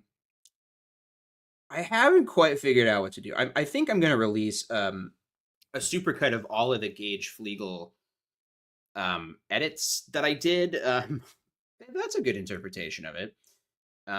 Flegel is probably my favorite guy to edit. He's very funny. All of his faces are very funny. So I want to include something that's like the full awkward silence thing, the Jehovah's Sacred Secret thing. I guess this, but I don't know. Yes, it sounds like liminal spaces. Look, right. So I really enjoyed that. Instead of just relying upon old video game music or Angelo Badalamenti low whooshing noises, like turning their songs into something creepy is fun. This one had this extra challenge that, I mean, it's not like I put that much effort in, but there's like music underscoring this whole thing. It's this kind of creepy music. This is the dramatic Bible reading. And so I had to like pull in parts of another talk, and you'll see like I removed Gage's background and had to like clip out parts of the song and keep it playing underneath him. And it's very weird. I don't think it was worth it. But the donuts part, I don't know. False religion as an evil prostitute with the name Joyce. While she herself was fighting cancer, she made what she called glazed donuts. The average glazed donut contains about 1 to 3 calories. We hope you're not counting calories. The calories are evidence of Jehovah's love. Sister Joyce threatened to kill Jesus for millenniums. She has ridiculed God's people. It won't be long. Oh yeah, I just included this because it's at the end of a video that hardly anybody watched on, which I wish they would, because I think it's like they genuinely did plagiarize a piece of music from Lost. And so then at the end of that video, I just play Lost cliffhanger stinger music at the end of this. Maybe an hour. Over this scene. Is Kevin with you? He said he's not coming. That he doesn't want to have anything to do with us anymore. How sad. Now, this far into the Great Tribulation. Bye. Burnout. We all we've got that bye now. It's just Gage Flegel saying, this happens by Monday. It's not that. He's not saying goodbye in the original context, but he just says it funny. I was playing some Red Dead Redemption 2. And so I was watching some funny like gameplay footage of just all like stupid things you can do in that game. And the guy ends all of his videos with this clip of Arthur Morgan being like, "All right, see you later then." And it always made me laugh. So I'm like, I need something like that. I need a bye. And I never know how to end my videos. So now we've got it. By Jove, we've got it. All right, folks, thanks for joining me. I got to end this. What a stream. We went for 3 hours. Probably too long, probably unnecessary, but the last segment is usually introspective and kind of the opposite of no fact. It's kind of masturbatory. And along those lines, I'm working on Not a Cult. It's going to come out in 2025, but I just want to make sure it's great because it'll be the first thing I ever publish. But I think I wrote something really fucked up and scary and disturbing last night. Like there's this critical scene that I've been kind of having a hard time cracking. I think I got it. So look forward to that. Lots of edits coming. Oh, okay. So coming up on the channel, there's like a bunch of stuff I've got recorded. One of them is I surveyed my audience in a Facebook group and Reddit about videos that woke people up from Jehovah's Witnesses. And so I recorded the video about that, like, because there were some through lines, there were some consistent things that people, like a lot of people said, oh, this was the video that made me start thinking. So there's that coming out, but it's a bit long. Just the interview with Justin is going to be coming out soon. I'm going to be releasing the full annual meeting Awkward Silence Supercut because, you know, it's a tradition that nobody asked for and vanishingly few people watch, but I'm committed to doing it. I make the channels for me just as much as anybody. And also, every year, I just often accumulate all of this stuff that I said I was going to do and then I don't because I have ADHD, right? So like at the end of the video I did, that's like a review of the Jesus movie, I'm like, and the next video is going to be about the group switch to Jesus, like the increased focus on Jesus. But then I never actually got around to making that video because I got sidetracked by other stuff. I fully intended to. I had a lot of it written. Another thing that I said I would do is that poop edit of David's Blaine that I do with the audience. That was really fun. And so I want to make sure to do that. So I'm going to have like a big mega video that's basically like, all right, I got to fill in the gaps of stuff I said I would do this year but didn't. And it'll just be a big grab bag of me following up on dangling threads from the air. I think that's what I'm going to do. Thanks so much, Simply Lord. Really appreciate you. Thanks for everybody who joined. What fun. I'm just having a lot of fun these days, guys. I'm having fun making stuff. And it's just a blast. Thanks for making this a great year on the channel, and it's not even over. So let's watch this stupid David explain thing one more time before we go. Now let's be real simple. Me, David, you are my children. I don't have to tell you that the governing body are totally self-absorbed. They spend a lot of time on the internet, a lot of time on social media, talking about themselves, talking about their own accomplishments. I can scale a wall. How impressive. David did that. And guess what?